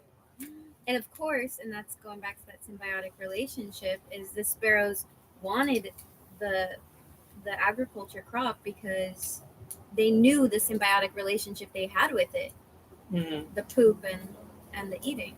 They don't have to know. They didn't have to know, but nature knew is the point. Nature knew. They just knows. exist. They just exist. Yeah. That's the thing. Is something has happened in the human condition that has separated us from our. We don't have to think about it. We don't have to say, I need to poop right here to make sure. It is an intimate, what I started by saying, an intuitive existing, right? An intuitive ceremony. You don't have to think about it. I came over here to do ceremony during the blood moon. I was like, I'm going to do it live. I'm going to talk to the people. I did all the studying, and I got here and I left that computer right in that room. I said, I ain't doing none of that shit. I'm going to come right out here and lay on this couch and watch this moon as she transitions through her entire face. That was intuitive ceremony and knew it was the right thing to do. And so it is when we are out of balance when we are in disharmony with our own selves, because that's what it means. To be in disharmony with ourselves is when the splitting apart between, quote, scientific understanding and, quote, spiritual understanding. There is not supposed to be a divide. Our ancestors were both spiritual and scientific. Our ancestors were both masculine and feminine. Do you understand? When we talk about the divine, the harmony between the divine feminine and the sacred masculine, we're not talking about you and me. We're talking about the divine feminine and the sacred masculine that exists within each human being. That's why it's not a contradiction for human beings to identify as trans. It's because we have both. Now, whether there is a harmony or an extreme disharmony in the divine masculine and the divine feminine and sacred masculine within each of us is another discussion. I identify as two-spirit. So in Africa, I tell them often, I identify as both spirit. Whatever your identification is, there is no wrong, because I was telling them, in African culture, pre-patriarchal or pre-colonial, pre-patriarchal and colonial culture, there was the concept known as the five genders. And the five genders was the masculine male, the feminine female, the masculine female, the feminine male, and the priest, who was supposed to be the personification of them all, right? And so every culture on earth has had some version of this story. Every goddess worshiping society has had some version of this story. How everybody could live within the body of the mother. Everybody thrived within the body of the mother, within the culture of the mother, within the society of the mother. And it is only at the juncture, and again, going back to what you asked me earlier, the origin of patriarchy was not some deliberate, conspiracy where the men was getting together behind closed doors, plotting and scheming on how they was going to overthrow the mother. It was a relationship in the environment, the transition of human beings going from hunter-gatherers to agrarian. This very slow, several thousand years that it took to fully transition from hunter-gatherers to agrarian societies, where we were no longer chasing herds and were nomadic people. Now we recognize that if we spit a seed out somewhere, a plant is going to come up and we ain't got to go nowhere. Or hunters go and they bring little sucklings back after they'd have killed the mama or the daddy of the cub. They bring the cub back, or they bring the whatever animal they didn't kill, they bring it back. and the women nurse the animal. The women express their own milk to keep the animal, and they keep it in a pit. Now they recognize, damn, we ain't got to chase the herd. We can just breed them here. We can just put a little fence around here and breed them here. Or we Over can time, make the people of China put all. Sorry, I lost all my words. We can make the people of China prepare all this food and all these crops and all this agriculture for the soldiers for war, and then when the sparrows come in and take their share, because the mother's trying to give the share to everybody, but once the share goes to someone else, to the sparrows, then it's like all hell breaks loose. Like we but can't this is share after the fact. because the mother was trying to share. But this is after the fact. Yeah. I'm talking about The very beginning. The very beginning of the emergence of patriarchy being an ecological response to the change and how we fed ourselves. I think it's so gluttonous. Hold on. The sparrow story. Hold on. There is a reason that I'm harping on this. Because we think, again, because of how we have been conditioned in this current society, that it is something that strategically happened in, quote, the overthrow of the mother. And it is not. It is still based on the same reason that I mentioned to him, like the religion being what did I say? Religion is the deification of culture. Culture, how we relate as human beings to the environment around us and each other. It is the origin of everything. And so what I'm talking to you about, the transition from the hunter-gatherer phase to the agrarian phase, everything changed. Not just hold on. Everything changed. Not just the food. Everything changed surrounding this radical change in our means of supporting ourselves, feeding ourselves. So in the Great Cosmic Mother, she talks about how all of the rituals. Have a good night. It was good to meet you all. Thank you all. Did y'all put your contact information on that little piece of paper there? Yeah. Can't leave without it. Cannot leave without it. So during the hunting gathering stage of the human epoch, which was thousands and thousands of years that we were doing this, all ceremony emerges out of the hunt. So two things were happening simultaneously. Women were staying by the campfire to raise collectively their children. Right? This is where it said human language develops, is in these circles around the fire of groups of women raising their children. At the same time that this is happening, groups of males are going out for 2 to 6 week periods of time to try to find a little bit of meat that they are going to add to the gathering aspect that is predominantly women. This is how women begin to learn which herbs, which plants, which roots, which seeds are poisonous, which are edible. In their relationship with the environment, they're like, ooh, birds don't ever eat that plant right there, so we ain't gonna eat it either, right? Or, animals don't ever go near these plants. We ain't gonna go near it either. This is a long process of learning the environment and securing the group in the environment. The males go out away from the campsite for long periods of time to try to add meat to the diet, which is predominantly secured by the women in the gathering aspect of the hunting gathering. Thank you so much. It was so lovely to meet you. Thank you. It was good to meet you too. Did you put your contact information on there? Okay, cool. And the bits they missed, would this be recording? Everything. I'm still recording. All right. Yeah. Thank you so much. Thank you so much for coming. This is like what I call gangster shit. When people can hang out for a radical event at 2, 3, 4, 5 o'clock in the morning. Awesome. This is gangster shit. Also take rest. I will. I will sleep all day tomorrow. Yes. We came in the wrong way. So do you know how to assist them going out the back way? Thank you so much. Yeah, you can. But yeah, there's a door through there. He's going to show you how to get it. Thank you so much. We'll talk about communism later. Y'all take it easy. Have a good night. Yeah, so am I. But I just want to say, because in this, when you read about like the cave paintings, right? When you read about like cave drawings everywhere, cliff drawings, and you see men in the hunt, right? And in those cave drawings, you see men performing, acting, carrying out personifications of the animals that they kill. This too has ritual around it, right? rituals emerge out of whatever activities you were participating in as you're securing actual life for the group. Males are securing the meat, women are doing the gathering, right? And so those rituals look different. The women's rituals were around the fire. So for a long period of time, everywhere on earth, males were prevented from knowing the secrets of fire. This became a part of their, quote, spiritual norm, was that women were the keepers of the fire, but this was still functional. It was based on the fact that men weren't using fire. They were going out to the hunt, right? Males were doing things like cutting themselves.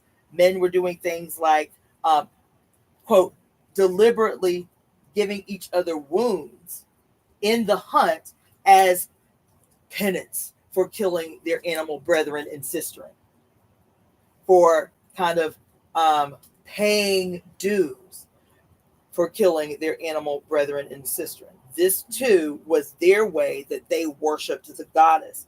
The way that they worshipped the goddess in the hunt was to thank the goddess for the meat and to say, I apologize to the animal spirit that they were going to have to take their life. So all of these ceremonies that we just superimpose on ourselves with no frame of reference now, right, have a very lived, real, material origin, the deification of culture, right?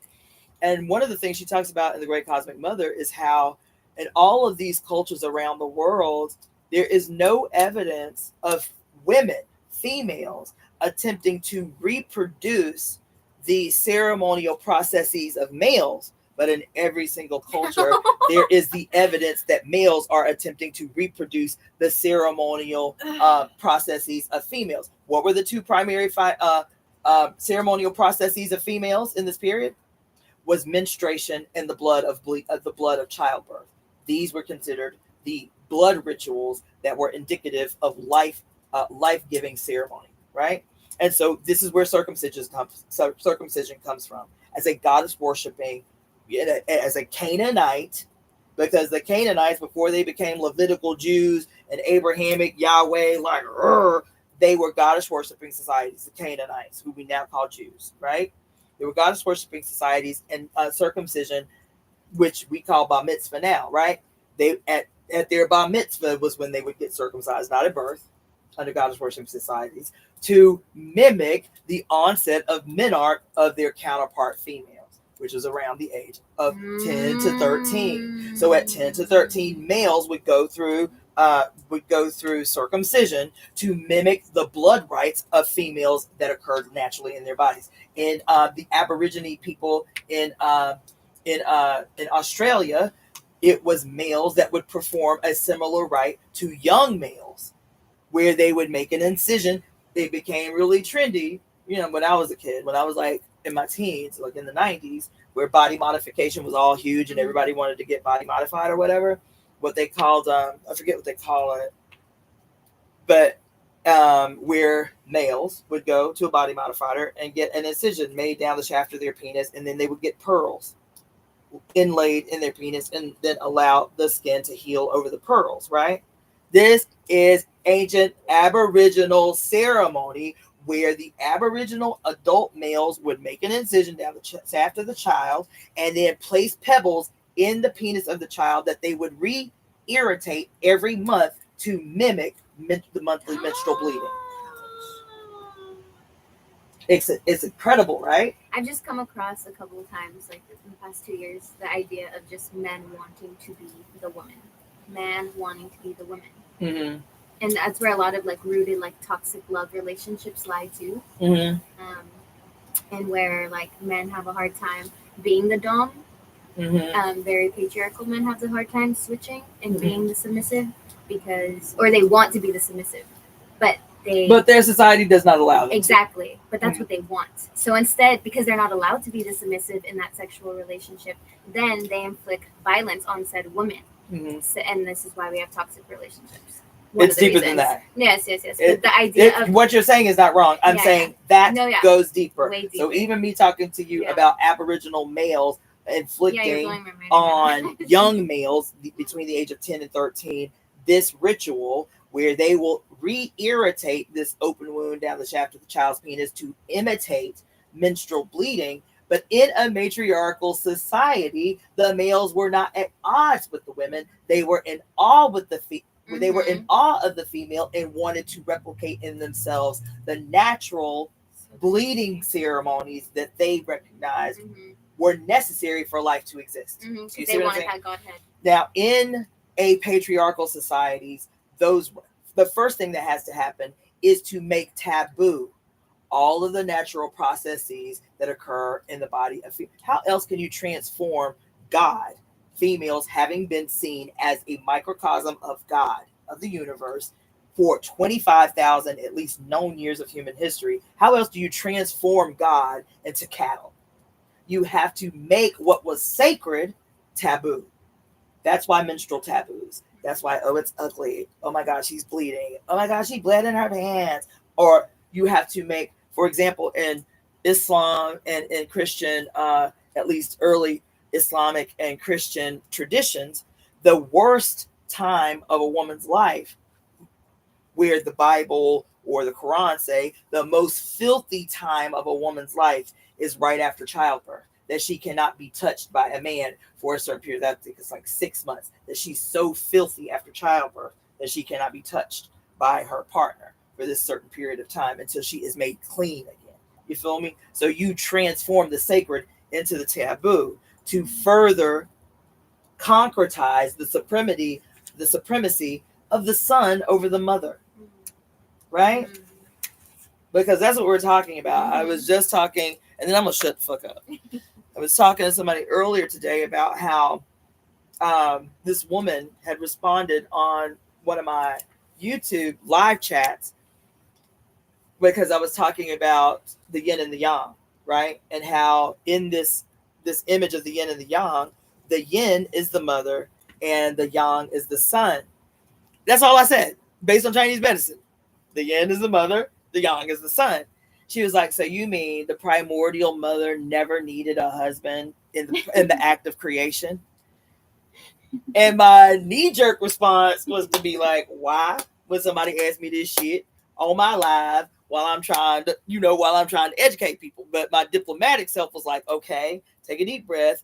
Okay, within the context of Chinese medicine, the mother-son relationship in the creative process is about how this black ass sky that we're looking at is the primordial beginning of all things. That everything was black in the beginning. This is the serpent, right? This is the beginning.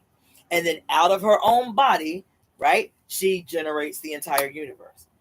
I said, it is a metaphor for the energy, the singular energy moving in and out of each other of the yin and the yang, or the mother and the son.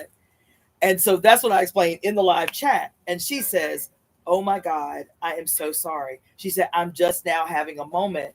I am realizing that in all my years as a Christian, I never asked a single preacher, why doesn't God have a wife? But as soon as you say that the mother is the beginning and the generator of all things, my knee-jerk response was to ask, why don't the mother have a husband?